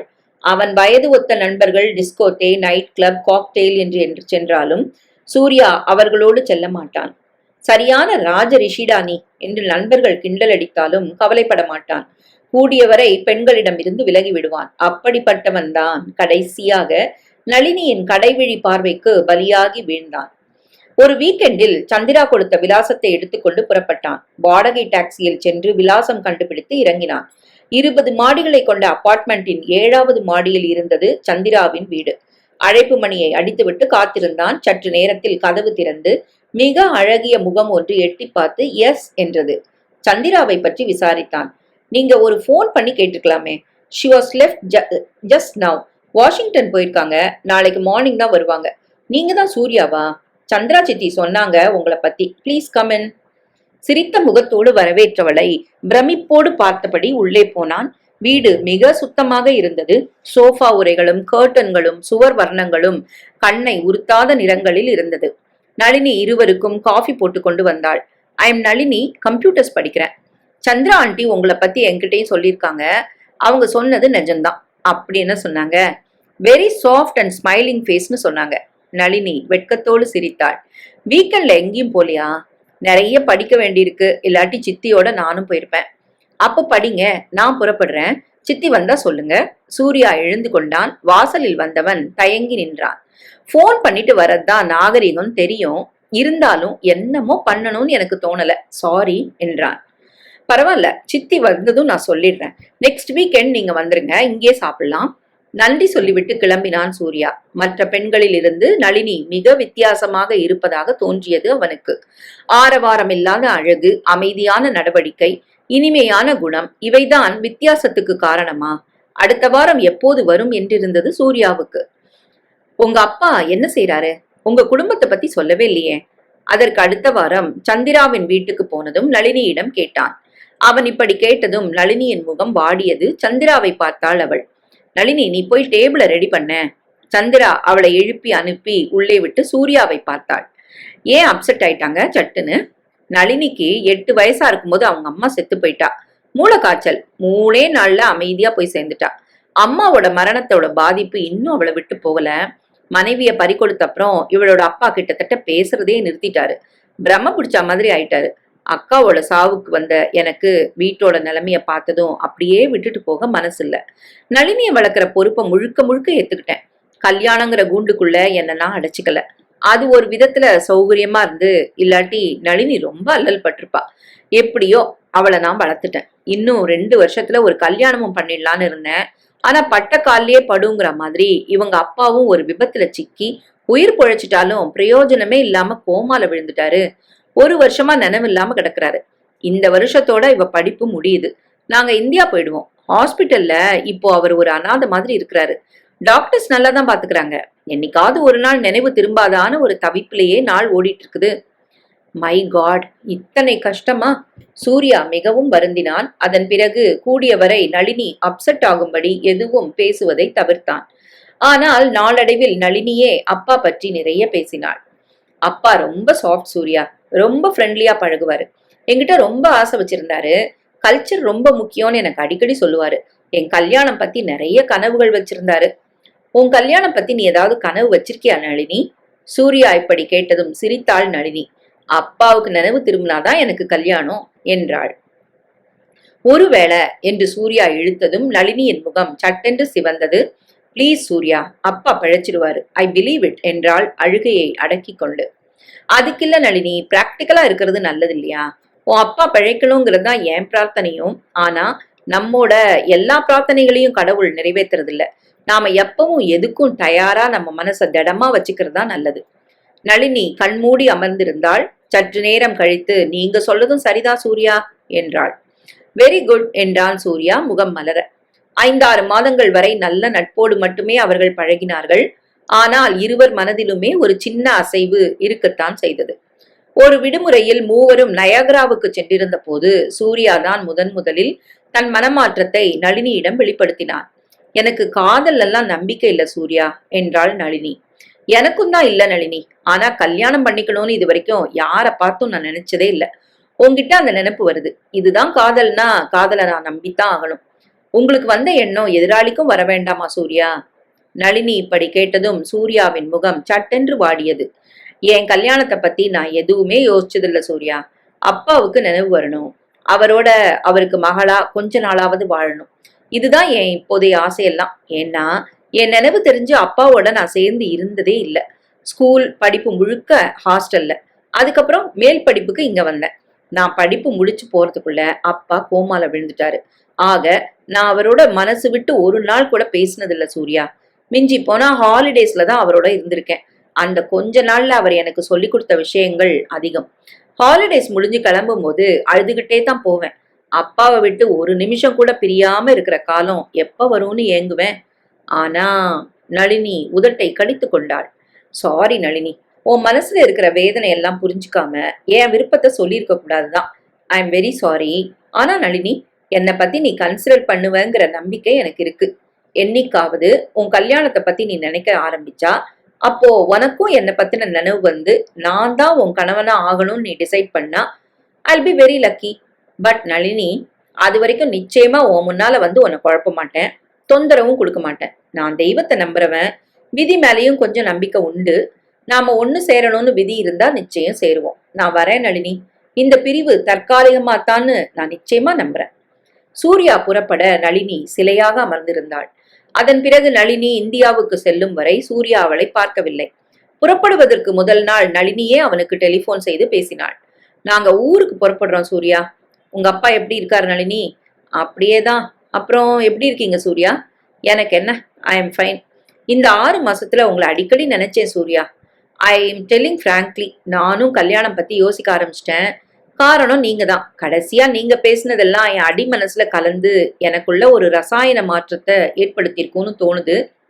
நம்ம கல்யாணத்துக்கு உங்க அம்மா சம்மதிப்பாங்களா சூர்யா? ஏன்னா என் பக்கத்துல முடிவெடுக்க வேண்டியது நான் மட்டும்தான். சந்திரா சித்திக்கு என் முடிவுல ரொம்ப சந்தோஷம். அப்பா கிட்ட மானசீகமா நான் சம்மதம் வாங்கியாச்சு. இவங்க 2 பேரை தவிர எனக்கு வேற யாருமே இல்லை. சூர்யாவால் நம்பவே முடியவில்லை. சட்டென்று பேச்சு கூட வராமல் வாயடைத்து போனது. என்ன சூர்யா, பேச்சையே காணும்? நான் ஏர்போர்ட் வரலாமா நளினி, உன்னை வழி அனுப்ப? ரொம்ப சந்தோஷப்படுவேன். மறுநாள் இருவரையும் வழி அனுப்ப ஏர்போர்ட் வந்தான். நளினிக்கு ஒரு மோதிரமும் சந்திராவுக்கு ஒரு பெக்கையையும் வாங்கி வந்தான். இதென்ன வெட்டிங் ரிங்கா? சந்திரா கேலி செய்தாள். எப்படி வேணா வச்சுக்கலாம். ஒரு கால் உங்க அம்மா சம்மதிக்கலன்னா என்ன செய்வீங்க? என் விருப்பத்துக்கு மதிப்பு கொடுப்பாங்க எங்க அம்மாங்கிற நம்பிக்கை எனக்கு இருக்கு. போலாமா நளினி? சந்திரா அழைக்க நளினி அவனிடம் விடை பெற்றாள். எப்படி உன் மனசு மாறிச்சு நளினி? என்கிட்ட உனக்கு என்ன பிடிச்சது? தட் மீன்ஸ் எது உன் மனசை மாத்துச்சு? உங்க அமைதி, உங்க கண்ணுல தெரிஞ்ச கம்பீரம், என் உடம்பு மேல பார்வையே அலைய விடாம கண்களை மட்டும் பார்த்து பேசுற உங்க மன உறுதி, இன்னும் நிறைய. எனக்கு உடம்பாசை இல்லைங்கிறியா? இருக்கலாம். ஆனா அதை கட்டறுத்து விடாம கண்ணியமா நடந்துக்கிறீங்கன்னு சொல்ல வந்தேன். இங்கெல்லாம் ஒரு பொண்ணை பார்த்ததுமே டேட்டிங் தான். ஆனா நீங்க கல்யாணம் பத்தி டைரக்டா பேசுனீங்க. அதுவும் இல்லாம 6 மாசமா என்னை பார்க்காம ரொம்ப ஸ்டபர்னா இருந்தீங்க. பட் நான் ஆடி போயிட்டேன், ரொம்ப தவிச்சு போயிட்டேன். எனக்கும் உங்க மேல ஒரு அன்பும் ஈடுபாடும் இருக்குங்கிறத இந்த 6 மாசத்துல நல்லாவே புரிஞ்சுக்கிட்டேன். அதுக்கப்புறம் எதுக்கு வேஷம் போடணும்னு தான் போன் பண்ணேன். நளினி, பிளைட் போயிடும் போல இருக்கே, சந்திரா குரல் கொடுக்க நளினி பிரிவு துயர் முகத்தில் படர கிளம்பினாள். விமானம் புறப்படும் வரை நின்று பார்த்து கொண்டிருந்தான் சூர்யா. அதற்கு அடுத்த மாதம் அவனை பார்ப்பதற்காக யசோதா அமெரிக்காவுக்கு வந்தாள். 1 மாதம் வரை அவனோடு தங்கியிருந்தாள். சூர்யா நளினியை பற்றி மெல்ல பேசினான். காதலா? நீயா? என்ன அபத்தம்டா சூர்யா. நீ வந்திருக்கிறது படிக்க மட்டும்தான். மனக்கிளர்ச்சி எல்லாம் காதல்னு நினைச்சு உன்னை நீயே ஏமாத்திக்காத. உன் படிப்பு முடிஞ்சதும் உன் கல்யாணத்தை வேணா உடனே பண்ணிடுறேன். நம்ம அந்தஸ்துக்கேத்த பொண்ணுங்க எத்தனையோ பேர் இருக்கிறாங்க. இப்பவே உனக்கு பொண்ணு தரேன்னு எத்தனை பேர் கேக்குறாங்கன்னு உனக்கு தெரியாது. அம்மா ப்ளீஸ், இது வரைக்கும் நான் உங்ககிட்ட எதுவுமே கேட்டதில்லம்மா. எனக்கு பிடிக்கலடா சூர்யா. அம்மா இல்லாத பொண்ணுங்கிற, அப்பா கோமால படுத்திருக்கிறாருங்கிற, அந்த மாதிரி பொண்ணுக்கு கல்யாணம்னா எடுத்து செய்ய யார் இருப்பாங்கிற? பந்தி விசாரிக்க கூட ஆள் இருக்க மாட்டாங்கடா. சோ வாட்மா, கடைசி வரைக்கும் வாழ போறது நாங்க 2 பேர் தானே. அவளுக்கு யார் இருந்தா என்ன, இல்லாட்டிதான் என்ன? கல்யாணங்கிறது ஜஸ்ட் ஒரு நாள் சடங்குதாம்மா. அதை புரிஞ்சுக்கோ ப்ளீஸ். நளினியும் பணக்காரிதான். சின்ன வயசுலயே தாயை இழந்து அன்புக்கு ஏங்குறவ. நம்ம வீட்டுக்கு வந்தா அன்பு கிடைக்கும்னு நம்புறவ. ஒரு முறை நீ அவளை பார்த்து பேசிதான் பாரேன். அவ நல்லவம்மா. நிச்சயம் உனக்கும் பிடிச்சு போயிடும். யசோதா பதில் ஏதும் பேசவில்லை. பிள்ளை அந்த பெண்ணிடம் நன்கு மயங்கி விட்டான் என்பது புரிந்தது. போதையில் இருப்பவரிடம் எந்த பேச்சும் எடுபடாது. காதலும் ஒரு வகை போதைதான். இப்போது இவனிடம் ஏதாவது முரட்டுத்தனமாக பேசினால் நிச்சயம் தாயா காதலியா என்று தராசு தூக்க ஆரம்பித்து விடுவான். தராசில் தாயின் தட்டு கனம் குறைந்து காதலியுடையது கனம் கூடிவிடும். பிறகு அம்மாவை புறக்கணித்து விட்டு அவளோடு வாழும் எண்ணம் தலை தூக்கும். திருட்டு கல்யாணம் செய்து கொள்ளும் அளவுக்கு அவன் மனம் துணியும். அந்த பெண் எத்தனை நல்லவளாகவே இருக்கட்டுமே, ஆனால் நமக்கு வேண்டாம் என்பதை இவனுக்கு பக்குவமாக புரிய வைக்க வேண்டும். காதல் வலையிலிருந்து இவனை மெல்ல மெல்லதான் மீட்க வேண்டும். இப்படியெல்லாம் நினைத்த யசோதா பிள்ளையை பார்த்து சிரித்தாள். இப்போதைக்கு நாம இதை பத்தி எதுவும் பேச வேண்டாம் சூர்யா. இன்னும் 2 வருஷம் போட்டுமே, உனக்கு கல்யாண வயசு வந்துட்டான்னு. ஆனா ஆசை வந்துருச்சுமா. சரிடா சூர்யா, உன் ஆசையை நான் மதிக்கிறதாவே இருக்கட்டும். ஆனா கல்யாணங்கிறது நாம 2 பேர் மட்டும் சேர்ந்து முடிவு பண்ற விஷயம் இல்ல. 9 கிரகங்கள் சேர்ந்துதான் முடிவு பண்ணணும். அந்த பொண்ணோட ஜாதகத்தை வாங்கி கொடு, பொருத்தம் பார்த்துட்டு அப்புறம் நாம பேசலாம். ஒருவேளை ஜாதகம் பொருந்தாட்டி? இது என்னடா கேள்வி சூர்யா? பொருந்தாத ஜாதகங்களை ஜோடி சேர்க்க முடியாதுடா. அப்படின்னா வேணாம்மா, ஜாதகமே பார்க்க வேணாம். எந்த சக்தியும் எந்த கிரகமும் எங்களுக்கு குறுக்க வந்து பிரிக்கவே வேண்டாம். நோ சூர்யா, குலமும் கோத்திரமும் பார்க்காம பொண்ணு எடுக்க நான் தயாரா இல்ல. ஜாதகத்தை நான் நம்புறேன். பொருத்தம் பார்த்துதான் உங்க கல்யாணத்தை நடத்துவேன். ஜாதகத்தை நீ நம்புமா, ஆனா உன்னை நான் நம்ப தயாரா இல்ல. ஜாதகம் பொருத்தம் அது இதுன்னு ஏதோ சூழ்ச்சி பண்ணி எங்களை பிரிக்க பாக்குற நீ. பைத்தியம் மாதிரி பேசாத சூர்யா. முன்ன பின்ன பார்க்காத பொண்ணு மேல எனக்கு என்ன துவேஷம்? ஒருவேளை ஜாதகம் பொருந்தாட்டின்னு ஏன் நம்பிக்கை எல்லாம் பேசுற? கண்டிப்பா பொருந்தும்னு நம்பிக்கையோட இரு. மனுஷ மனசு எப்பவும் எதிர்மறையாத அம்மா நினைக்கும். அம்மா ப்ளீஸ் என்ன குழப்பாத. உனக்கு இந்த கல்யாணத்துல இஷ்டம் இல்லாட்டி சொல்லிரு. அதை விட்டுட்டு உன் மூட நம்பிக்கையை காட்டி என்ன பயமுறுத்தாத. யசோதா பிள்ளையை உற்று பார்த்தாள். சோ எனக்கு இஷ்டம் இல்லைன்னு நான் சொன்னா நீ என்ன முடிவெடுப்ப? அவளோட ஓடி போயிடுவியா? இல்லம்மா, நிச்சயம் மாட்டேன். ஒரு 2 வருஷம் உன் மனசு மாறட்டும்னு காத்திருப்பேன். ஒருவேளை 2 வருஷம் கழிச்சும் உன் மனசு மாறலன்னா நீ சொன்னாப்புல உன்னை மீறிக்கிட்டு நளினிய கல்யாணம் செஞ்சுக்கிறத தவிர எனக்கு வேற வழி இல்லை. சூர்யா உறுதியாக தன் முடிவை சொல்ல யசோதா ஸ்தம்பித்து போனாள். நளினி கேட் அருகில் தயங்கி நின்றாள். அம்மாவை பார்க்க வேண்டும் என்று காவலாளியிடம் சீட்டு கொடுத்து அனுப்பினாள். நளினி என்ற பெயரை பார்த்ததும் யசோவின் முகம் மாறியது. வரச்சொல் என்றாள். 10 நிமிடம் கழித்து உள்ளே வந்த நளினியின் முகத்தில் பயமும் கவலையும் சேர்ந்து படர்ந்திருந்தது. உட்காரு. யசோவின் குரலில் அதட்டல் இருந்தது. சூர்யா உங்களை பார்க்க சொன்னாரு. எங்கிட்டையும் சொன்னா நீ வருவன்னு. லுக் நளினி, நீங்க சின்னவங்க, உலகம் புரியாத வயசு, காதல் மட்டுமே இப்ப உங்களை கட்டி வச்சிருக்கு. உனக்குன்னு எடுத்து செய்ய கூட ஆள் இல்லைங்கிற. ஆனா நான் என்ன நினைக்கிறேன் தெரியுமா? சூர்யாவை தனி ஒருத்தியா நான் வளர்த்தேன். உன்னை போலதான் நானும். எனக்கும் யாரும் இல்லாத நிலையில தான் சூர்யாவை வளர்த்தேன். யாரும் இல்லாத கஷ்டம் எப்படிப்பட்டதுன்னு எனக்கு தெரியும். அதனாலேயே எனக்கு வரப்போற மருமகளுக்காவது நிறைய மனுஷங்க இருக்கணும்னு எதிர்பார்க்கிறேன். அவனுக்கு ஒண்ணுன்னா தாங்கிறதுக்கு அந்த உறவுகள் ஓடி வரும். சூர்யாவுக்கும் அதுதான் நல்லது. உன் காதலை ஒதுக்கி வச்சுட்டு நடுநிலையில நின்னு சொல்லு, நான் நினைக்கிறது தப்பா? இப்படி கேட்ட யசோதாவை நிமிர்ந்து பார்த்தாள் நளினி. காதலை ஒதுக்கியே வைக்க வேண்டாம் மேடம். அது பாட்டுக்கு அது இருக்கட்டும். சூர்யாவுக்கு எது நல்லதுன்னு உங்களை போலவே நானும் நிறைய யோசிச்சிருக்கேன். அப்படி யோசிச்சதுக்கு காரணமோ அதே காதல் தான். கடைசியில நான் என்ன நினைச்சேன் தெரியுமா? நீங்க சொல்றாப்புல சகல உறவுகளையும் பக்கபலமா கொண்ட ஒரு நல்ல குடும்பத்து பொண்ண மணக்கிறது தான் சூர்யாவுக்கு நல்லதுன்னு தான் நானும் நினைச்சேன்.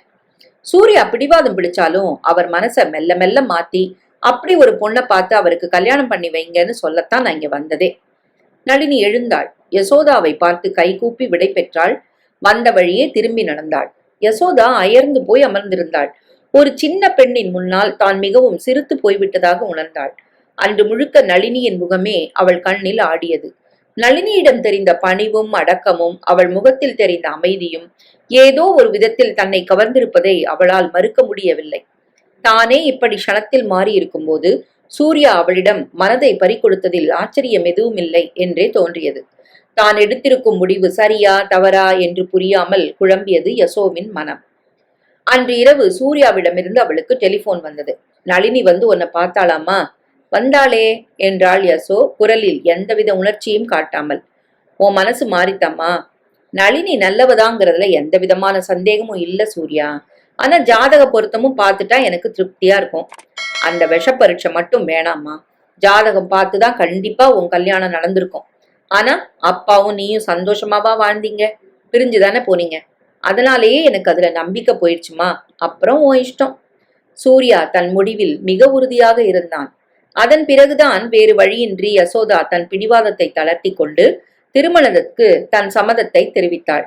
ஆனால் படிப்பு முடிந்து அவன் அமெரிக்காவிலிருந்து வந்த பிறகுதான் திருமணம் என்பதை கண்டிப்பாக சொல்லிவிட்டாள். இதற்கு நடுவில் கோமா நிலையில் கிடந்த நளினியின் அப்பாவின் உயிர் ஒரு நாள் அதிகாலையில் அடங்கியது. அப்பா இறந்துவிட்ட தகவலை நளினி யசோதாவுக்கு தெரிவித்தாள். இன்னும் நிச்சயதார்த்தம் கூட நடக்காத நிலையில் போயும் போயும் ஒரு சாவுக்கா முதலில் போக வேண்டும் என்று நினைத்த யசோதா போனிலேயே தன் வருத்தத்தை தெரிவித்துக் கொண்டதோடு சரி. அவள் அப்பா இறந்து சரியாக 1 வருடம் கழித்துதான் இந்தியாவுக்கு வந்தான் சூர்யா. அதன் பிறகுதான் திருமண நாள் குறிக்கப்பட்டது. சூர்யாவுக்கும் நளினிக்கும் உயிர் வந்தது. அம்மாவுக்கு நன்றி சொன்னான் சூர்யா. ரிசப்ஷன் நடந்து கொண்டிருந்தது. ஏற்கனவே இருந்த அழகு பியூட்டி பார்லரின் தயவில் பல மடங்கு அதிகரிக்க நளினி தேவலோகத்திலிருந்து இறங்கி வந்தவள் போல் ஜொலித்தாள். அந்த அழகு கண்டு யசோ கூட ஒரு கணம் பிரமித்தாள். சூர்யாவுக்கு மிக பொருத்தமானவள் தான் அவள் என்று நினைத்தாள். இவள்தான் மருமகள் என்றான பிறகு மறைந்திருந்த பாசம் வெளிப்பட்டது. இரும்பு பெட்டி திறந்து தன் நகைகளையும் எடுத்து நளினிக்கு அனுப்பித்திருந்தாள். பிள்ளையும் மருமகளும் திருஷ்டிப்படும் அழகோடு நிற்பதை தூரத்திலிருந்தே பார்த்து ரசித்தாள். இப்படித்தான் அவள் கல்யாணத்திலும் ரிசப்ஷன் நடந்தது. இப்படித்தான் தாமோதரன் யசோதா ஜோடியை பார்த்தும் ஊரே மூக்கில் விரல் வைத்து வியந்தது. ரதியும் மன்மதனும் போல என்று சிலர் வாய்விட்டு புகழ்ந்தார்கள். உருவத்தால் ரதியும் மன்மதனும் தான். ஆனால் உள்ளத்தால் தாமோதரன் தாமரைப்பூ என்றால் அவள் அதை சுற்றியிருக்கும் சேற்றை போல் தானே இருந்து விட்டாள். இப்போது நினைக்கும் போது கூட மனம் கூசியது அவளுக்கு. அந்த அப்பாவியை நல்லவரை என்னவெல்லாம் படுத்திருக்கிறாள் அவள். பொதுவாக ஆண்தான் முரடன் என்றும் பெண்தான் மென்மையானவள் என்றும் சொல்லப்பட்டு வந்ததை தலை கீழாக்கி விட்டாள் என்றுதான் சொல்ல வேண்டும். அவளுடைய மிருக குணத்தால் தாமோதரன் என்ற அந்த தாமரைப்பூ இதழாக அல்லவா பீந்து வாடியது. அதுவும் வந்தனாவுக்கு டெலிபோன் செய்து கலெக்டர் ஆபீஸ் என்பது காதலர்கள் பூங்கா அல்ல என்று சொன்ன அன்றைய தினம்தான் அவர்கள் பிரிவுக்கு வழிவகுத்த நாளாக இருந்துவிட்டது. வந்தனாவிடம் மிக மூர்க்கமாக பேசிவிட்டு போனை வைத்தவள் எதிரில் தெரிந்த கண்ணாடியில் தனக்கு பின்னால் நின்றிருந்த தாமோதரனை கண்டதும் ஒரு வினாடி திகைத்தாள். நீ செஞ்சது சரின்னு படுதா உனக்கு? தாமோதரன் வருத்தத்தோடு கேட்டார். யசோதா உதடு சுழித்து சிரித்தாள். உன்னை போல அவங்களும் ஒரு பொண்ணு யசோதா. ஷட்டப். அவளை என்னோட ஒப்பிட வேணாம். நான் ஒன்னும் தரிகட்டு போயிடல. அப்படின்னா நாங்க தப்பு பண்றோங்கிறியா அப்படின்னு சந்தேகப்படுறேன்.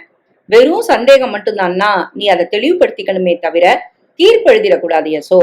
உன் அவசர புத்தியால அந்த அப்பாவி பெண்மணிய வருத்தப்பட வச்சதோட இல்லாம என் கௌரவத்துக்கும் களங்கம் ஏற்படுத்திட்டியே. அந்த பொண்ணு முகத்துல இனி நான் எப்படி விழிப்பேன்? அவ முகத்துல நீங்க விழிக்கவே கூடாதுங்கிறதானே என் நோக்கமே. என்ன பேசுற யசோ? நீ படிச்சவ மாதிரியா நடந்துக்கிற?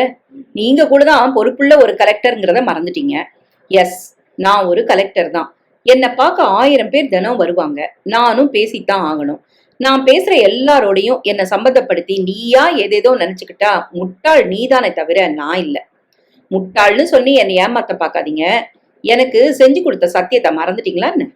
அதுக்கும் இந்த பெண்ணுக்கும் என்ன சம்பந்தம் யசோ? தாமோதரன் இறைஞ்சும் குரலில் கேட்டார். என்கிட்ட முன் அனுமதி இல்லாம உங்களை யாரும் வந்து சந்திக்க கூடாதுன்னு இல்ல சொல்லியிருந்தேன். அப்புறம் எப்படி அந்த பொண்ணோட நீங்க டாக்டர் வீட்டுல பேசலாம்? மறுநாள் வேற ஆபீஸ்க்கு அவளை எப்படி நீங்க வர சொல்லலாம்? யசோ இப்படி புரியாமல் பேச பேச தாமோதரனுக்கு அலுத்து போயிற்று. எரிச்சல் தான் மிஞ்சியது. என்ன பெண் இவள் என்ற வெறுப்பு பொங்கியது. சந்தேகத்துக்கும் ஒரு அளவு உண்டு. இவள் அந்த அளவை மீறி போகும்போது அவரால் எப்படி சும்மா இருக்க இயலும்? அதுவரை அடங்கி இருந்த இயல்பான ஆணுக்குரிய பிடிவாதமும் முரட்டுத்தனமும் மெல்ல மெல்ல மேலோங்க ஆரம்பித்தது.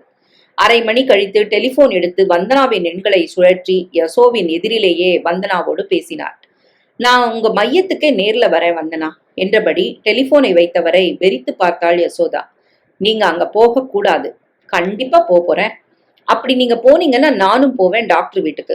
உங்களோட இந்த வாரிசை இன்னைக்கே கலைச்சிட்டு வருவேன். ஒன்னால அது முடியாது யசோ. 6ஆம் மாசம் எந்த டாக்டரும் கருக்கலைப்பு செய்ய மாட்டாங்க. யசோதா அயர்ந்து போனாள். இந்த திமிர்ல தான் இத்தனை தைரியமா? என் உயிர் போனாலும் பரவாயில்லன்னு கருவை கலைச்சுப்பேன். ரொம்ப சந்தோஷம்.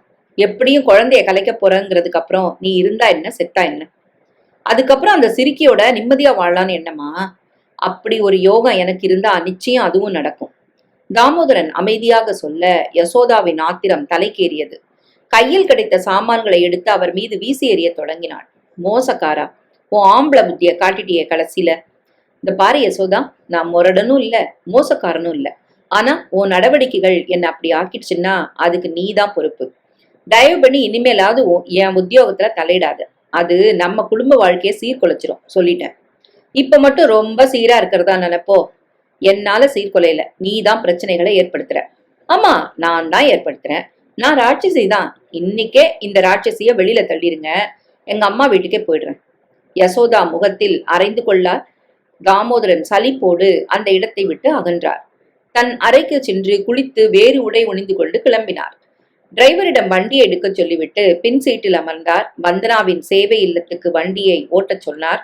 கிளம்பி சென்ற வண்டியை குரோதத்தோடு பார்த்தாள் யசோதா. வந்தனா வாசலிலேயே நின்றிருந்தாள். அவளோடு இன்னும் சில பெண்களும் குழந்தைகளும் நின்றிருந்தார்கள். தாமோதரனின் கார் வந்து நின்றதும் இல்லத்து ஊழியர் ஒருவர் பவ்யமாக கார் கதவை திறக்க கீழே இறங்கி வந்த கலெக்டருக்கு ஒரு சிறுவனை விட்டு மாலை போட வைத்தார்கள். கை கூப்பி அவரை வரவேற்றாள் வந்தனா. உள்ளே அழைத்து சென்று இல்லத்தை சுற்றி காட்டினாள். அங்கிருந்தவர்களை அறிமுகப்படுத்தினாள். கையோடு வாங்கி வந்திருந்த இனிப்பு பாக்கெட்டுகளை அவர்களுக்கு விநியோகிக்க சொல்லிவிட்டு வந்தனாவோடு ஆபீஸ் அறைக்கு வந்தார் தாமோதரன். வந்தனாவின் முகத்தை பார்க்கவே கூசியது அவருக்கு. யசோவை பற்றி அவள் என்ன நினைத்திருப்பாளோ? இத்தனை மோசமான மனைவியா உனக்கு என்று கேட்டு விடுவாளோ? தாமோதரன் சற்று நேரம் எதுவும் பேசவில்லை. ஆனால் வந்தனாவோ எதுவுமே நடக்காதது போல் அவர் பேசட்டும் என்று புன்சிரிப்போடு அவரையே பார்த்து கொண்டிருந்தாள். சாரி, உங்களை வர சொல்லிட்டு சரியான நேரத்துக்கு என்னால ஆபீஸ்ல வர முடியாம போயிடுச்சு. பரவாயில்ல, கொஞ்ச நாள் இருந்துட்டு நான் கிளம்பிட்டேன். நீங்க ஒரு கலெக்டர், உங்களோட கஷ்ட நஷ்டங்கள் எனக்கு தெரியும். உங்களுக்கு 1000 அவசர வேலை வரும்னு தெரியும். தாமோதரன் வியந்தார். யசோதா செய்த போன் பற்றி ஒரு வார்த்தை சொல்லவில்லை. அவள் பேசிய பேச்சு எதுவும் இவளை பாதிக்கவில்லையா? அல்லது காயத்தை காட்டிக்கொள்ள வேண்டாம் என்று நினைக்கிறாளா? அல்லது யசோ போன் செய்து பேசிய பேச்சுக்கள் எதுவும் அவனுக்கு தெரியாது என்று எண்ணி தெரியாமலேயே இருக்கட்டும் என்று பெருந்தன்மையாக பேசுகிறாளா? இது இவளது பெருந்தன்மைதான் என்றால் எத்தனை உயர்ந்தவள் இவள்! இப்படிப்பட்டவளை போய் காயப்படுத்தி இருக்கிறாளே யசோ. இவளிடம் எப்படி அதற்கு மன்னிப்பு கேட்கப் போகிறேன்? தாமோதரன் உள்ளுக்குள் தன் மனைவியின் நடத்தைக்காக வெட்கப்பட்டு குமைந்தார். முடிவில் அவளிடம் மன்னிப்பு கேட்டே தீர வேண்டும் என்று நினைத்தவர் அவளை ஏறிட்டு பார்த்தார். நேத்து உங்களோட என் மனைவி பேசினதெல்லாம் நானும் கேட்டேன் வந்தனா. வந்தனா திடுக்கிட்டாள். அவரை கூர்ந்து பார்த்தாள். என் மனைவிக்கு பணமும் அந்தஸ்தும் இருக்கும் அளவுக்கு பண்பாடு இல்லாதது என்னுடைய துரதிருஷ்டம். அவர் குரலில் வேதனை தெரிந்தது. அப்படின்னா உங்களை சந்தேகப்படுறாங்களா அவங்க? அவர் பதில் சொல்லவில்லை. ஆபீஸ்ல உங்களை பத்தி நிறைய பேர் வருத்தப்படுறாங்க கலெக்டர் சார். தெரியும், உங்க அறையில கோப்புகள் தேங்கி இருக்குங்கிறாங்க. உண்மைதான். உங்க மனைவி மேல இருக்கிற வருத்தம் தான் உங்க சோர்வுக்கு காரணமா? சில விஷயங்களை யார்கிட்டையும் வெளிப்படையா சொல்ல முடியாது வந்தனா. அப்படியே உள்ள வச்சுக்கிட்டா அது நம்ம உடம்பையும் மனசையும் பாதிச்சிடுமே. அட்லீஸ்ட் 4 சுவத்துக்கிட்டையாவது புலம்பி கொட்டிருங்க. ரிலாக்ஸ் ஆயிடுவீங்க. அல்லது மனம் விட்டு பேச சிநேகிதங்க யாராவது இருந்தா சொல்லி பாரத்தை குறைச்சிக்க பாருங்க. அதுக்காக தான் இங்க வந்திருக்கேன் வந்தனா. வந்தனா வியப்போடு அவரை பார்த்தாள். நீங்க சொல்றாப்ல இது வரைக்கும் பெரிய சிநேகம்னு யாரும் கிடையாது. ஆனா உங்ககிட்ட சொல்லணும் போல இப்ப தோணுது. ப்ளீஸ் சார், கட்டாயமா முடிஞ்ச வரை உங்களுக்கு ஆறுதல் சொல்வேன். அதன் பிறகு தாமோதரன் மனைவியை பற்றி அவளிடம் எல்லாவற்றையும் சொன்னார். சொல்லி முடித்த பிறகு உண்மையிலேயே கொஞ்சம் பாரம் குறைந்தாற் போலத்தான் இருந்தது. ஒண்ணு நான் மாறணும், இல்லைன்னா என் மனைவிய மாத்தணும். எது பெட்டர்?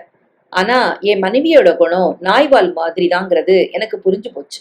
அவ மாறவே மாட்டா. அதனாலதான் இனி கருவை கலைக்க முடியாதுங்கிற காலம் வர அவ விருப்பத்துக்கு ஏத்தாப்புல ஆடினேன். இனிமே நிச்சயமா அவ விருப்பப்படி ஆட போறது இல்ல. என் குழந்தைய அபாஷன்கிற ஆபத்துல இருந்து காப்பாத்திட்டேன். அது போதும். இனி என் கடமைகள் தான் எனக்கு முக்கியம். என் பணிகள் பழையபடி வேகம் எடுக்கும். ரொம்ப நன்றி சார். நீங்க பழைய உற்சாகத்தோட வேலை செய்யணும்னு நானும் தெய்வத்தை வேண்டிக்கிறேன். கூடவே உங்க மனைவியின் குணமும் மாறணும்னு வேண்டிக்கிறேன். உங்க அன்புக்கு நன்றி. நான் புறப்படுறேன். தாமோதரன் எழுந்து கொண்டார். வந்தனா வாசல் வரை வந்து விடை கொடுத்தாள். அங்கிருந்து நேராக அலுவலகம் சென்றவர் தன் வேலைகளில் மூழ்கி போனார். வந்தனாவின் கோப்பிலும் கையெழுத்திட்டு உடனே அனுப்பச் சொல்லி உத்தரவிட்டார். வழக்கமாக 1 மணிக்கு வீட்டிலிருந்து சுட சுட வரும் சாப்பாடு அன்றைக்கு வரவில்லை. பியூனை விட்டு வாழைப்பழமும் பாலும் வாங்கி வரச் செய்து பசியை தணித்துக் கொண்டார். அதன் பிறகு 4-5 இடங்களுக்கு விசிட் பண்ணிவிட்டு பல வேலைகளையும் முடித்துவிட்டு அவர் பங்களாவுக்கு திரும்பும் போது இரவு மணி 10 கடந்து விட்டது. வாசலில் லைட் மட்டுமே எரிந்து கொண்டிருக்க உள்ளே அத்தனை விளக்குகளும் அணைக்கப்பட்டிருந்தது. ஏன் எல்லா விளக்குகளும் அணைச்சிருக்கு? அம்மா இல்ல? இல்லைங்க ஐயா. வேலைக்காரன் மிகவும் பவ்யமாக எதையோ நீட்டினான். என்ன அது? அம்மா கொடுக்க சொன்னாங்கய்யா. தாமோதரன் அதை வாங்கி கொண்டு உள்ளே போய் எல்லா விளக்குகளையும் போட்டார். தன் அறைக்கு சென்று கடிதத்தை படிக்க ஆரம்பித்தார். கடைசியில் உங்க ஆணாதிக்க புத்திய காட்டிட்டீங்க. என்ன என்ன வென்று விட்டதா நினைச்சு இருமாப்பு கொள்ள வேண்டாம். எந்த குழந்தைக்காக நீங்க எனக்கு கட்டுப்படுற மாதிரி நாடகம் ஆனீங்களோ, எந்த குழந்தைய இனி அழிக்கிறது கடினம்னு உணர்ந்தும் உங்க வேடத்தை கலைச்சிங்களோ, அந்த குழந்தைய இறுதி வரைக்கும் உங்க கண்ணில் காட்டக்கூடாதுன்ற முடிவோட போறேன். எந்த குழந்தைக்காக என்னை நம்ப வச்சு கழுத்தறுத்தீங்களோ அந்த குழந்தைய கொண்டே உங்களை அடிக்க செய்யறது தான் இனி என் லட்சியம். இனி அது உங்க குழந்தை இல்ல, என் குழந்தை. உங்க குழந்தை ஆணா பொண்ணாங்கிற விவரத்தை கூட நீங்க அறிஞ்சிக்க முடியாது. அந்த குழந்தையோட முகத்தை பாக்குற பாக்கியமும் இனி உங்களுக்கு கிடையாது. இதுதான் நான் உங்களுக்கு தர தண்டனை. ஒவ்வொரு க்ஷணமும் நீங்க துடிச்சு துடிச்சு ஜீவிக்கணும். பெத்த குழந்தைய பார்க்க முடியாத பாவி இந்த உலகத்திலேயே நீங்க ஒருத்தராதான் இருக்கணுங்கிற என்பதோட தப்பி தவறி என் குழந்தைய பார்க்க மட்டும் நீங்க வந்தா உங்க கண்ணெதிரிலேயே நானும் என் குழந்தைய தீக்குளிப்போம். இது சத்தியம். அதன் பிறகு இன்று வரை தாமோதரன் கண்களில் அவள் படவே இல்லை. அவள் எங்கே போனான், என்ன குழந்தை பிறந்தது என்ற விவரமும் அவருக்கு தெரியாது. அதே போல அவர் என்ன ஆனார் என்ற விவரமும் அவளுக்கும் தெரியாது. கொஞ்ச நாள் வரை அவளை தேடத்தான் செய்தார் தாமோதரன். எப்படியாவது பேசி அவள் கோபத்தை தணித்து விடலாம் என்றுதான் நினைத்தார். ஆனால் அவருடைய முயற்சிகள் எல்லாம் தோற்றுவிட்டன. அவள் இருப்பிடத்தை அவரால் கண்டறியவே முடியவில்லை.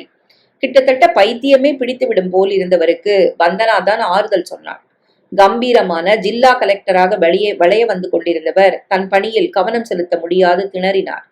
உங்க சொந்த வாழ்க்கையோட சோகங்களையும் ஏமாற்றங்களையும் இந்த ஜில்லாவோட சாமானிய மக்களின் மீது திணித்திடாதீங்க சார். அது உங்க பேரை கெடுத்துரும். நான் ஏற்கனவே சொன்னது போல நீங்க முதல்ல ஒரு கலெக்டர்.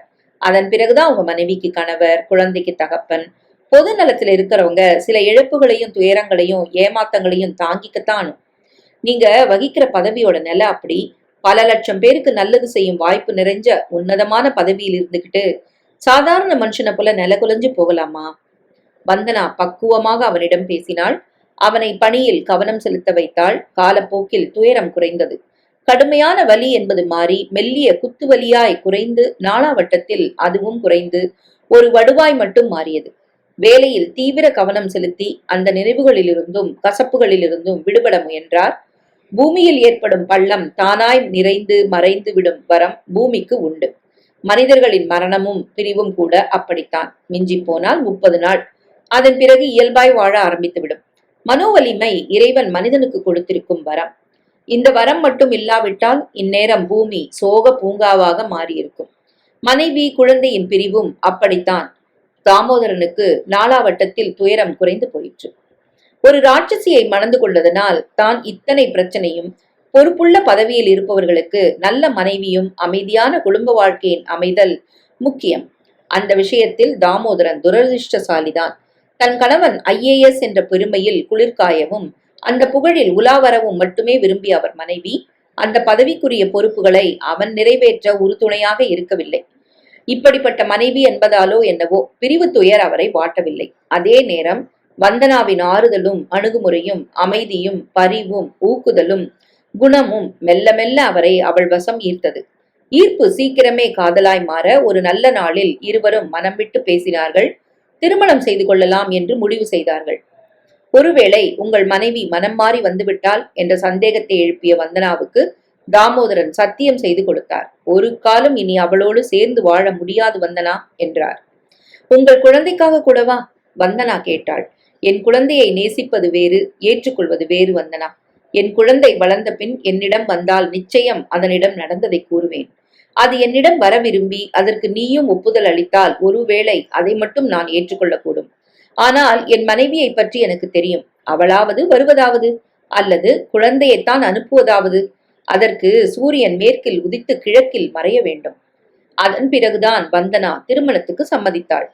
மிக மிக எளிமையாக அவள் நடத்தி வந்த அநாதை இல்லத்திலேயே திருமணம் நடந்தது. எங்கே தாமோதரன் தேடிக்கொண்டு வந்துவிடப் போகிறாரோ என்ற எண்ணத்தில் தாய் வீட்டுக்கு கூட போகாமல் கல்கத்தாவின் ஜனக்கடலில் கலந்தாள். ஆரம்பத்தில் ஒரு தனியார் நிறுவனத்தில் வேலை பார்த்தவள் பிறகு தான் சொந்தமாக பிசினஸ் துவங்க முடிவு செய்தாள்.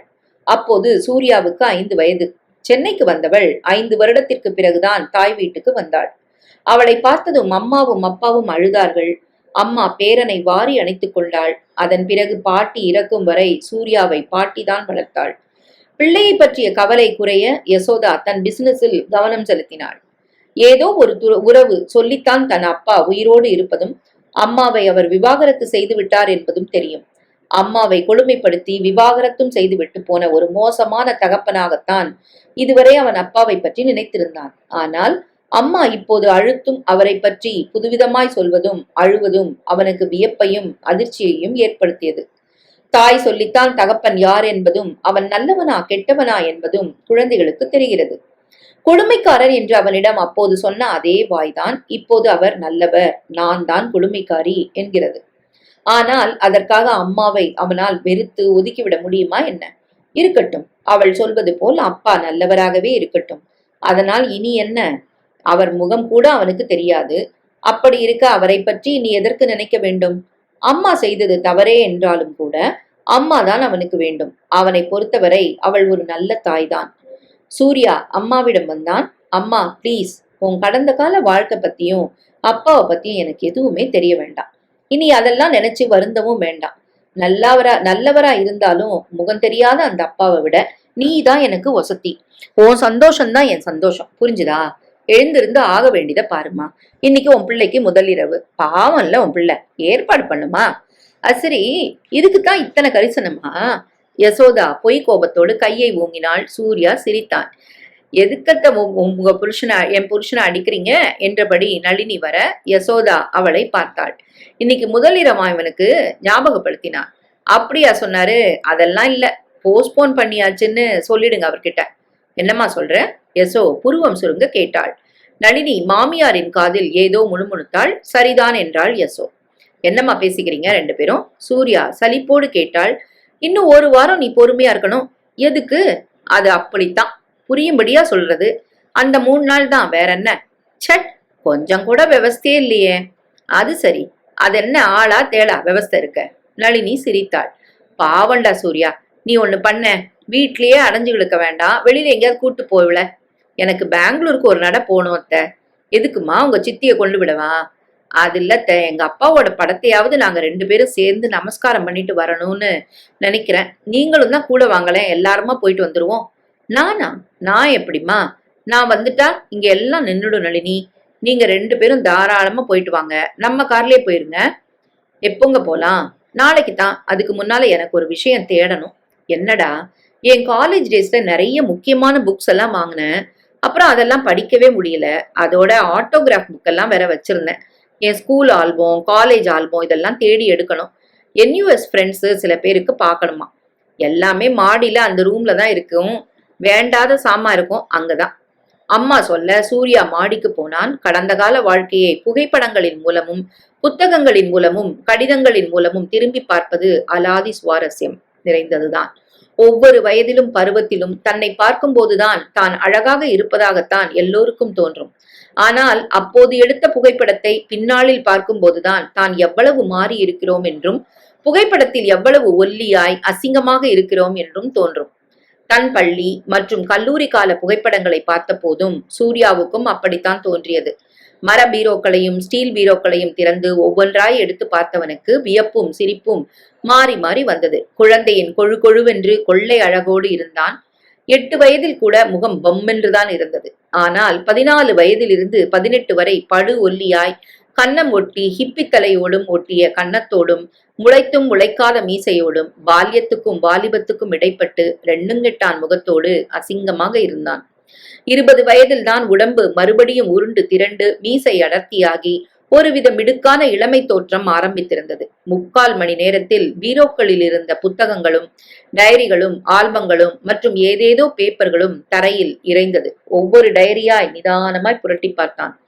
கல்லூரியில் டைரிகளில் வரைந்த லெக்சரர்களின் கார்ட்டூன் சித்திரங்கள் அந்த நாளைய ஜாலியான மனநிலைக்கே கொண்டு சென்றன. ஒவ்வொரு பருவமும் இனிமைதான், மறுபடியும் கிடைக்க முடியாத இனிமை. பார்த்து கொண்டே வந்தபோது ஒரு டைரியின் நடுப்பக்கத்தில் இருந்தது அந்த புகைப்படம். அம்மாவின் கல்யாண போட்டோ. சூர்யா வியப்போடு அதை பார்த்தான். இதுதான் அப்பாவா? சூர்யா அவரையே உற்று பார்த்தான். அடுத்த நாள் இருவரும் பெங்களூருக்கு காரிலேயே புறப்பட்டார்கள். அம்மா அவர்கள் நடுவழியில் குறிப்பதற்காக விதவிதமான பட்சணங்களும் பழச்சாறு பாக்கெட்களும் மினரல் வாட்டர் பாட்டில்களும் வண்டியில் எடுத்து வைத்தாள். ஜாக்கிரதடா சூர்யா, காரை ஸ்பீடா ஓட்டாத, போனதும் எனக்கு போன் பண்ணு. அம்மா கையசைத்து விடை கொடுத்தாள். வண்டி மறையும் வரை நின்று பார்த்தாள். மனைவியின் உடல்நிலை புரிந்து சூர்யா வண்டியை நிதானமாகவே ஓட்டினான். களைப்பு ஏற்பட்ட போது வண்டியை எங்காவது மரத்தடியில் நிறுத்தி ஓய்வெடுத்துக் கொண்டார்கள். சித்திக்கு நாம் வரதா தகவல் சொல்லிட்டியா நளினி? ட்ரை பண்ணி பார்த்தேன், ரிங்கு போயிட்டே இருந்தது. சித்தி எங்க போனாங்கன்னு தெரியல. சரி விடு, எதிர்பாராத இன்ப அதிர்ச்சியை கொடுத்துருவோம். அவர்கள் போய் சேர்ந்த போது வீட்டில் சமையல்காரம்மா மட்டும்தான் இருந்தாள். நளினியையும் சூர்யாவையும் பார்த்ததும் பரபரப்பானாள். முகம் மலர வரவேற்றாள். ஓடி ஓடி உபசரித்தாள். சித்தி எங்க லட்சுமி அம்மா? நேத்து ஏதோ வேலையா மைசூர் வரைக்கும் போயிருந்தாங்க, காலையில தான் வந்தாங்க. இப்ப மறுபடியும் எங்கேயோ போனாங்க, இப்ப வந்துருவாங்க. மாப்பிள்ளை நீயும் போய் குளிச்சுட்டு வாங்கம்மா, சுட சுட டிஃபன் பண்றேன், சாப்பிடலாம் வாங்க. நளினி அவனை அழைத்து கொண்டு மாடிக்கு போனாள். வீடு அழகாக இருந்தது. ஒவ்வொரு மூலையிலும் ரசனை தெரிந்தது. உங்க அப்பா என்னவா இருந்தார் நளினி? அப்பா மூங்கில் பர்னிச்சர்ஸ் எல்லாம் பிசினஸ் பண்ணிட்டு இருந்தாரு. ஃபேக்டரியே இருந்தது. அம்மா போனதுக்கு அப்புறம் தான் வீட்டோட முடங்கிட்டாங்க. அதுக்கப்புறம் சித்தி பிசினஸ பாத்துக்கிட்டாங்க. பிசினஸோட அப்பா செய்த தான தர்மங்கள் ஏராளம். ஆனா அதெல்லாம் எதுவும் அம்மாவையோ அவரையோ நல்லபடியா வாழ வைக்காததுதான் எனக்கு ரொம்ப வருத்தம். ஆனா அந்த புண்ணியம் தான் இன்னைக்கு என்ன நல்லா வச்சிருக்கு, உங்களை எனக்கு புருஷனா கொடுத்திருக்கு. நளினி பெருமூச்சு விட்டாள். ஹலோ நளினி, வாங்க மாப்பிள. பின்னால் சித்தியின் குரல் கேட்க இருவரும் திரும்பினார்கள். என்ன கண்ணம்மா, ஒரு தகவல் கூட இல்லாம? மை காட், சந்தோஷமா இருக்கு. அப்போட படத்தை 2 பேருமா வந்துதான் எடுத்துட்டு போகணும்னு நீங்க தானே சித்தி சொன்னீங்க, அதுக்கு தான் வந்திருக்கிறோம். தாராளமா, வந்தது வந்தீங்க, 4-5 நாள் இருந்துட்டு போலாம்ல. ஆமா, இருந்து என்ன பிரயோஜனம்? சூர்யா முணுமுணுத்தான். மாப்பிள்ள என்ன சொல்றாரு? அவர் எரிச்சல் அவருக்கு, என்ன எரிச்சல்? என் கஷ்டம் அவருக்கு எரிச்சல். உனக்கு என்ன கஷ்டம்? வேற என்ன, மாதாந்திர ஓய்வு தான். ஓஹோ அதுவா? சித்தி பெரிதாய் சிரித்தாள். சீ பாவண்டி, கடுப்பேத்தாத. நீங்க வேற, ஃபர்ஸ்ட் நைட்டே தள்ளி போயிடுச்சு சித்தி. ஐயாவுக்கு உள்ள ஒரு அனல் மின் நிலையமே ஏங்கிக்கிட்டு இருக்கு. சூர்யா அவளை அடிக்க கை ஓங்கினான். சரி சரி, சாப்பிடலாம் வாங்க, சாப்பிட்டுட்டு ஒரு அவுட்டிங் போயிட்டு வரலாம். எங்க சித்தி? முதல்ல மாப்பிள்ள வராரு, அவருக்கு ஏதாவது வாங்கி தரணும் தான். அவரே வந்து செலக்ட் பண்ணட்டுமே. ட்ரெஸ்ஸை மாத்திட்டு வந்துடுறோம், நீங்க போங்க. நளினி அவளை அனுப்பிவிட்டு சூட்கேஸ் திறந்து ட்ரெஸ் ஒன்று எடுத்தாள். அவனுக்கு வேறு ட்ரெஸ் எடுத்து வைத்தாள். உங்க சித்தி ஏன் கல்யாணமே பண்ணிக்கல நளினி? அவங்க யாரையோ காதலிச்சாங்க சூர்யா, அதுல ஏதோ பிரச்சனை. அந்த லவ் சக்சஸ் ஆகல. என்ன காரணம்னு தெரியாது. அதுக்கப்புறம் சித்தி கல்யாணமே பண்ணிக்கல. என்ன பிரச்சனைன்னு நீ கேட்டது இல்லையா? கேட்டேன், சொன்னதில்ல. என் பிரச்சனை உன்னோட எதுக்கு, எனக்கு எதுக்கு, உனக்கு எதுக்குன்னு கேட்பாங்க. நீ சந்தோஷமா இரு, அதான் என் சந்தோஷம் வாங்க. என்னவோ போ, ஒருத்தர் வாழ்க்கையிலயும் ஏதோ ஒரு சோகம் ஒளிஞ்சுக்கிட்டு இருக்குல்ல. உங்களுக்கு என்ன இப்ப சோகம்? ஃபர்ஸ்ட் நைட் தள்ளி போற சோகம் தாம்மா பெரிய சோகம். யார்கிட்ட வேணா போய் கேட்டுப்பாரு, ஆமான்னு தான் சொல்லுவாங்க. சி. நளினி அழகாக வெட்கப்பட்டாள். போலாம் வாங்க என்று அவனை கீழே அழைத்து கொண்டு வந்தாள். சாப்பிடலாமா சித்தி? அதுக்கு முந்தி போய் அப்பா படத்தை வணங்கிட்டு வந்துருங்கம்மா. சித்தி அவர்களை பூஜை அறைக்கு அனுப்பிவிட்டு டேபிளில் சாப்பிட தயாராக எல்லாவற்றையும் வைத்தாள். அந்த அறையில் சந்தன வாசத்தின் வாசம் கும்மென்று நிறைந்திருந்தது. மெல்லிய விளக்கொளியில் குத்துவிளக்கு முத்துச்சுடராய் எரிந்து கொண்டிருந்தது. தேக்கு மண்டபத்தில் அப்பாவின் புகைப்படம் தங்க பிரேமுக்குள் வைக்கப்பட்டிருந்தது. இதுதான் எங்க அப்பா சூர்யா. நளினி காட்ட சூர்யா அதன் மீது தன் விழிகளை பதித்தான். ஒரே க்ஷணம்தான் அவன் முகம் ஒரு மாதிரி ஆயிற்று. நல்லா சாப்பிடுங்க சூர்யா. என்ன இது சின்ன குழந்தை மாதிரி சாப்பிடுறீங்க? இன்னும் கொஞ்சம் பாதாம் அல்வா வைக்கவா? பிளீஸ் வேணாம். சூர்யா சட்டென்று எழுந்து செல்ல நளினியும் சித்தியும் ஒருவரை ஒருவர் பார்த்து கொண்டார்கள். என்னாச்சு நளினி? என்ன கோபம் அவருக்கு? யார் கண்டாங்க? கல்யாணம் ஆன உடனே முதலிரவுன்னு ஒண்ணு நேரத்துக்கு நடக்காட்டி இப்படித்தான் காரண காரியம் இல்லாம கோவம் வரும் போல இருக்கு. அதெல்லாம் இருக்காது. ஊரை விட்டு வந்து 2 நாளாச்சே. அவங்க அம்மா ஞாபகம் வந்திருக்கும். அம்மானா உசுரு அவருக்கு. எனக்கு எங்க அப்பா மாதிரி அவருக்கு அவங்க அம்மா. அப்படின்னா அம்மாக்கு போன் போட்டு பேசிட வேண்டியதானே? அதெல்லாம் வேண்டாம். நாங்க ஊருக்கே கிளம்பிடுறோம். வந்து 2 நாள்லையா? மறுபடியும் வரோம் சித்தி. நளினி மாடிக்கு வந்தாள். கட்டிலில் குப்புறப்படுத்தியிருந்த சூர்யாவின் அருகில் அமர்ந்து அவன் முதுகை லேசாய் தொட சூர்யா சட்டென்று துள்ளி எழுந்து விலகி உட்கார்ந்தான். அவன் முகத்தில் சொல்ல தெரியாத பதட்டம் சூழ்ந்திருந்தது. என்னாச்சு சூர்யா? ஏன் ஒரு மாதிரியா இருக்கீங்க? Are you alright? அம்மாவை பார்க்காம இருக்க முடியலையா? அப்படின்னா போயிடலாம் வாங்க. இல்ல. ஆமா. இல்ல வேணாம். சூர்யா தடுமாற நளினி கவலையோடு அவனை பார்த்தாள். என்னாச்சு சூர்யா? ஏன் இப்படி வேர்க்குது உங்களுக்கு? நளினி அவன் நெற்றியை துடைக்க சூர்யா சட்டென்று கட்டிலில் இருந்து இறங்கி ஜன்னல் அருகில் சென்றான். Something wrong Surya. ஏன் என்கிட்ட சொல்லக்கூடாதா? ஒன்னும் இல்ல. என் ஃப்ரெண்டு ஒருத்தனோட அம்மா இறந்துட்டாங்க ஹைதராபாத்ல. நான் நாளைக்கு காலையில போகணும். என் உயிர் நண்பன் அவன்.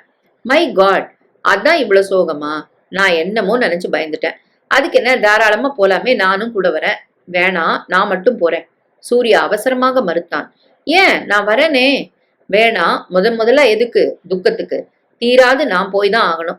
நீ இங்கேயே சித்தியோட இரு, நான் வந்து கூட்டிட்டு போறேன். பட் ஒன் கண்டிஷன், நான் வந்து கூட்டு போற வரைக்கும் நீ இங்கதான் இருக்கணும், சரியா?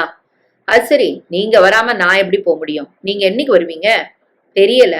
காரியங்கள் முடிகிற வரைக்கும் இருடான்னு என் ஃப்ரெண்டு சொல்லிட்டா என்னால வர முடியாம இருந்துட்டு தான் வருவேன். சூர்யா ஒரு சின்ன சூட்கேஸில் 2-3 செட் ட்ரெஸ்ஸோடு கிளம்பினான்.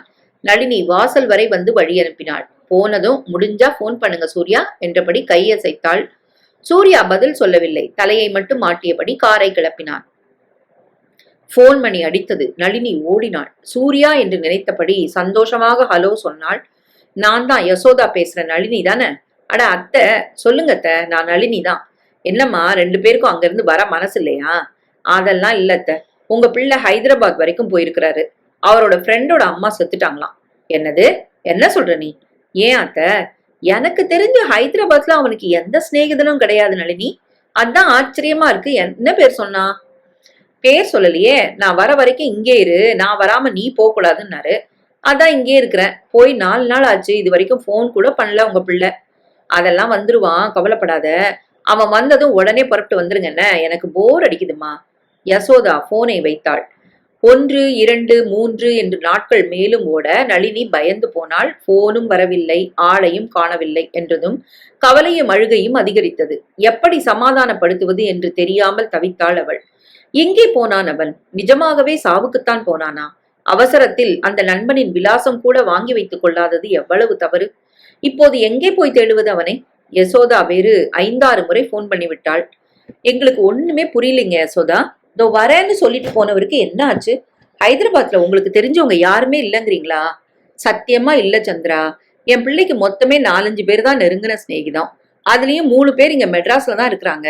2 பேர் அவனோட போய் அமெரிக்கால செட்டில் ஆனவங்க. அப்படின்னா எதுக்காக இப்படி ஒரு பொய் சொல்லிட்டு ஹைதராபாத் போனாரு? பொய்யா? இது வரைக்கும் அவன் சின்ன விஷயத்துக்கு கூட பொய் சொன்னதில்ல சந்திரா. என் பிள்ளைக்கு என்னாச்சு? எங்க போயிருப்பான்? இப்ப என்ன பண்ணலாம்? விளையாட்டு போல 15 நாள் ஆயிடுச்சு. பேசாம போலீஸ் கம்ப்ளைண்ட் கொடுக்கலாமா? நளினி அழறத பார்த்தா தாங்கவே முடியல. போலீஸ்லாம் வேணாம் சந்திரா. என் பிசினஸ் ஏஜென்ட் ஒருத்தர் அங்க இருக்காரு. அவர் மூலமா நான் விசாரிக்கிறேன். இருவருமே குழப்பத்தோடு போனை வைத்தனர். ஒன்றும் புரியவில்லை. எங்கே போனான்? ஏன் போனான்? ஏன் திரும்பி வரவில்லை? என்ன பிரச்சனை? உயிருக்கு ஏதேனும் ஆபத்தா? நல்லபடியா இருக்கிறானா? எல்லாமே விடை தெரியாத கேள்விகளாகவே இருந்தன. அழுது அழுது வற்றி போனாள் நளினி.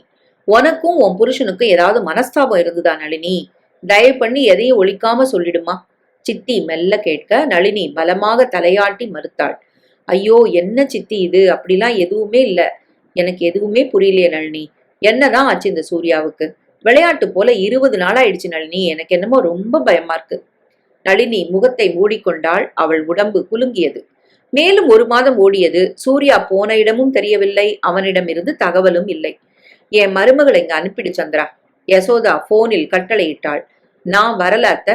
அவர் வந்து கூட்டிட்டு போற வரைக்கும் இங்கிருந்து நான் நகர மாட்டேன். நான் வாக்கு கொடுத்திருக்கேன். நளினி போனில் அழுதாள். யசோதா யாத்திரை போவது போல் ஊர் ஊராக அலைந்து பிள்ளையை தேடினாள். எங்கும் கண்ணில் படவில்லை. கடைசியாக பெங்களூருக்கு வந்தாள் நளினியை பார்க்க. அத்தையை பார்த்ததும் குமுறி குமுறி அழுதாள் நளினி. அவளுக்கு எப்படி ஆறுதல் சொல்வதென்று தெரியாமல் சந்திராவும் யசோதாவும் திகைத்தனர். ஒரு நாள் அங்கு இருந்துவிட்டு எப்படியாவது சூர்யாவை கண்டுபிடித்து விடலாம் என்று சந்திராவுக்கு தைரியம் கொடுத்துவிட்டு புறப்பட்ட யசோ நளினியை தேடினாள். நளினி எங்கே? அவங்க அப்பா படத்துக்கிட்ட தான் அழுதுகிட்டு உட்கார்ந்திருப்பா. சந்திரா அவளை அந்த அறைக்கு அழைத்து சென்றாள். மண்டபத்தில் சாய்த்து வைத்திருந்த அந்த புகைப்படத்தை பார்த்த யசோதாவின் விழிகள் நிலை குத்தியது. இவருடைய மகளா இந்த நளினி? அப்படியானால் கடவுளே! யசோ தலையை பிடித்து கொண்டு தள்ளாடினாள். என்னாச்சுங்க யசோதா? சந்திரா அவளை தாங்கி பிடித்து கொண்டாள். நளினி பதறி எழுந்தாள். என்னாச்சு அத்தை? அத்தை உடம்புக்கு என்ன என்றாள் கவலையோடு. யசோ அரை மயக்கத்தில் இருந்தால் இருவரும் அவளை படுக்க வைத்தனர். நளினி டாக்டருக்கு போன் செய்ய போக சந்திரா ஹார்லிக்ஸ் கரைத்து கொண்டு வரலாம் என்று கீழே வந்தாள். டாக்டருக்கு போன் பண்ணிவிட்டு நளினி அத்தையிடம் வந்தபோது யசோதா தன் கைப்பையில் இருந்த தூக்க மாத்திரை குப்பியில் இருந்த மாத்திரைகள் அனைத்தையும் வாயில் போட்டுக் கொண்டிருக்க நளினி அதிர்ந்து போனாள். வீறிட்டு அலறியபடி அத்தையிடம் ஓடினாள். அவள் கழுத்தை இறுக்கி பிடித்து மாத்திரைகளை துப்ப வைத்தாள். சித்தி ஓடி வாங்களேன் என்று கத்தினாள். சூரியன் சுள்ளென்று முகத்தில் பட சட்டென்று கண் விழித்தான் சூர்யா. உறக்கத்தில் மறைந்திருந்த சோகங்கள் விழித்ததும் மறுபடியும் சூழ்ந்து கொண்டது. உலகத்தில் எவனுக்குமே இப்படிப்பட்ட அதிர்ச்சி ஏற்பட்டிருக்காது. ஒரே தகப்பனுக்கு வெவ்வேறு வயிற்றில் பிறந்த குழந்தைகள் காதலித்து மனம் செய்யும் அவலம் வேறெங்கும் நடக்காத அவலம். யார் செய்த தவறு இது? இதற்கு காரணம் யார்? அப்பாவா, அம்மாவா, அவனா? குலமும் கோத்திரமும் தீர விசாரித்தலும் ஒரு திருமணத்துக்கு மிக முக்கியம் என்று இதனால் தான் சொல்கிறார்களா? ஜாதக பொருத்தம் பார்க்கப்பட வேண்டும் என்று தன் அம்மா சொல்லும் போது சம்மதித்திருந்தால் ஒருவேளை உண்மைகள் தெரிந்து இந்த விபரீதம் தடுக்கப்பட்டிருக்குமா? காதல் கண்ணை மட்டுமல்ல புத்தியையும் சேர்த்து மறைத்து விட்டது. பெரியவர்கள் சொல்லை கேட்காததன் பலன் நடக்கக்கூடாத திருமணம் நடந்துவிட்டது. நல்ல காலம் ஆண்டவன் முழுக்க கைவிட்டு விடவில்லை. 3 நாள் இடைஞ்சல் என்ற பெயரில் இதைவிட பெரிய தவறை நடக்க விடாமல் தடுத்து நிறுத்திவிட்டான்.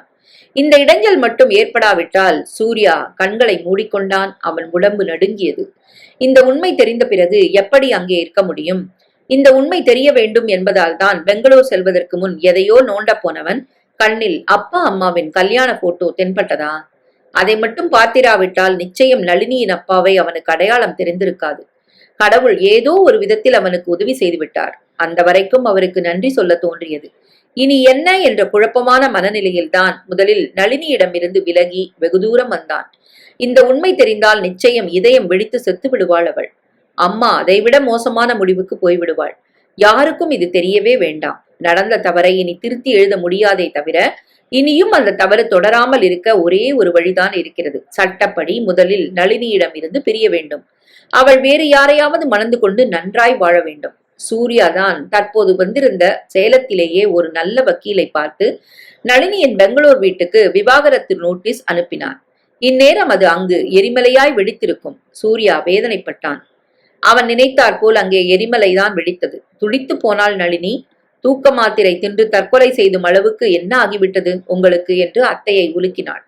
நடக்கக்கூடாத தப்புதான் நடந்து போச்சு நளினி. என் பிள்ளை ஏன் எங்கேயோ போயிட்டான்னு எனக்கு இப்பத்தான் புரியுது. புரியும்படியா சொல்லுங்க அத்தை.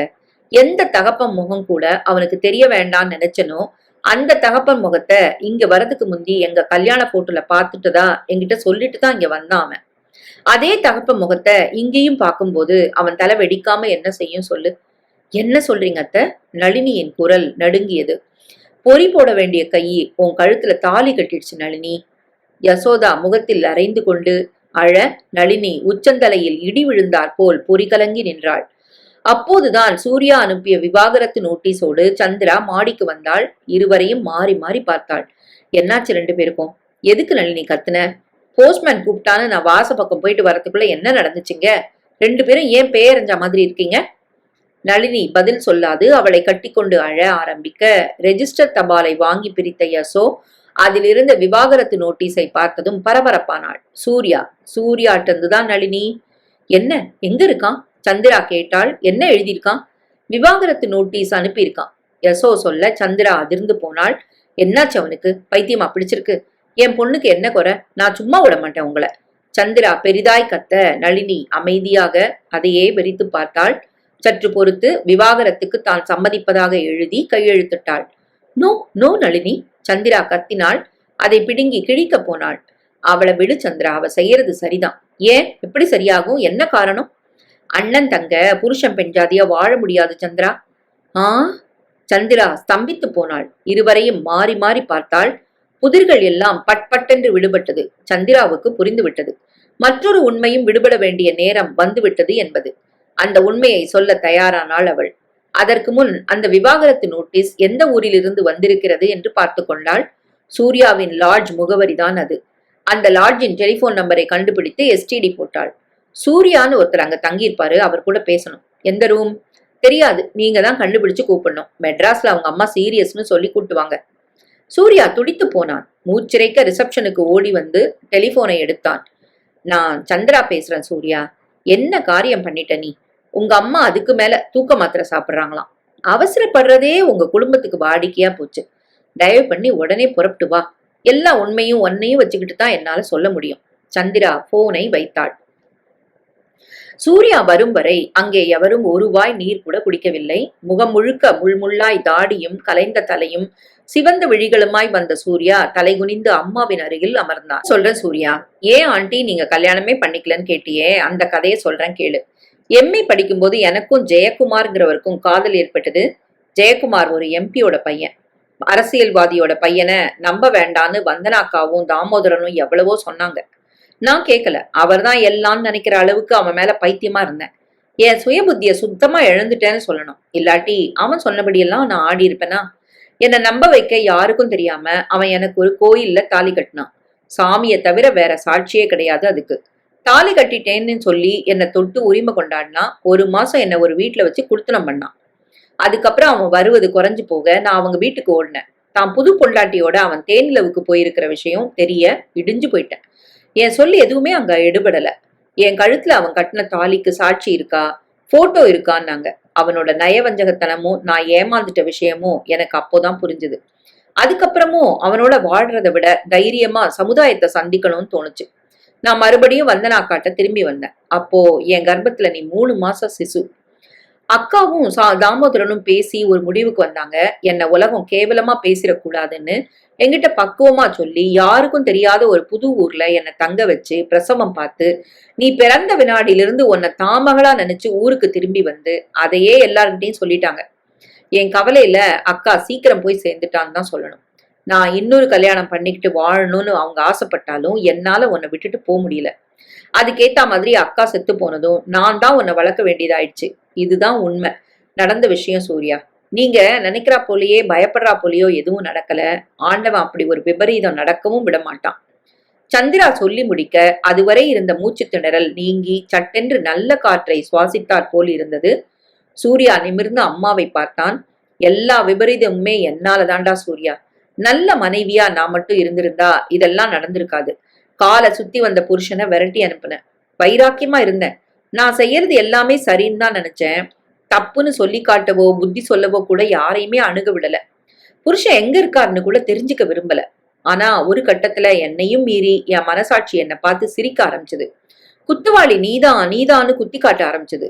புருஷனோட நல்ல குணங்களும் என்னோட அலட்சியமான நடவடிக்கைகளும் என் நினைவுக்கு வந்து என்னை சித்திரவதைப்படுத்துச்சு. அதுக்கப்புறம் உனக்கே கூட தெரியாம நான் அவரை தேட ஆரம்பிச்சேன். நான் தேடும்போது அவர் எனக்கு கிடைக்கவும் இல்லை. இங்க வந்தப்புறம்தான் எனக்கே தெரிஞ்சது அவர் உயிரோட இல்லைன்னு. அவர் செத்ததுக்காக எவ்வளோ லேட்டா அழறேன் பாரு. எனக்கு இந்த தண்டனை தேவைதாண்டா சூர்யா. யசோதா பிள்ளையின் தோளில் முகம் புதைத்து அழுதாள். அவள் குங்குமம் கலைந்து அவன் ஷர்ட்டில் ஈரத்தோடு சாயமாயிற்று. துக்கம் வடியும் வரை அவள் அழட்டும் என்று விட்டுவிட்டான் சூர்யா. அவர் உயிரோடு இருந்த வரையில் அவருக்கு மனைவியாய் இருந்தாளோ இல்லையோ, செத்த பிறகு மனைவியாய் வாழ்ந்தாள். அழுதழுது சோர்ந்து தூங்கி போனவளை படுக்க வைத்துவிட்டு எழுந்த சூர்யா பாத்ரூம் பக்கம் போனான். குளித்து ஷேவ் பண்ணி கொண்டு ட்ரிம்மாக வெளியில் வந்தான். ஒரு கூடை இருந்தா கொடுங்க சித்தி என்றான். எதுக்குப்பா? பூ பழம் ஸ்வீட்ஸ் எல்லாம் வாங்கிட்டு வரத்தான். இன்னும் லேட்டானா மறுபடியும் அந்த 3 நாள் வந்துட போதும்பா சாமி. நளினியின் முகம் குப்பென்று சிவக்க சந்திரா வாய்விட்டு சிரித்தாள்.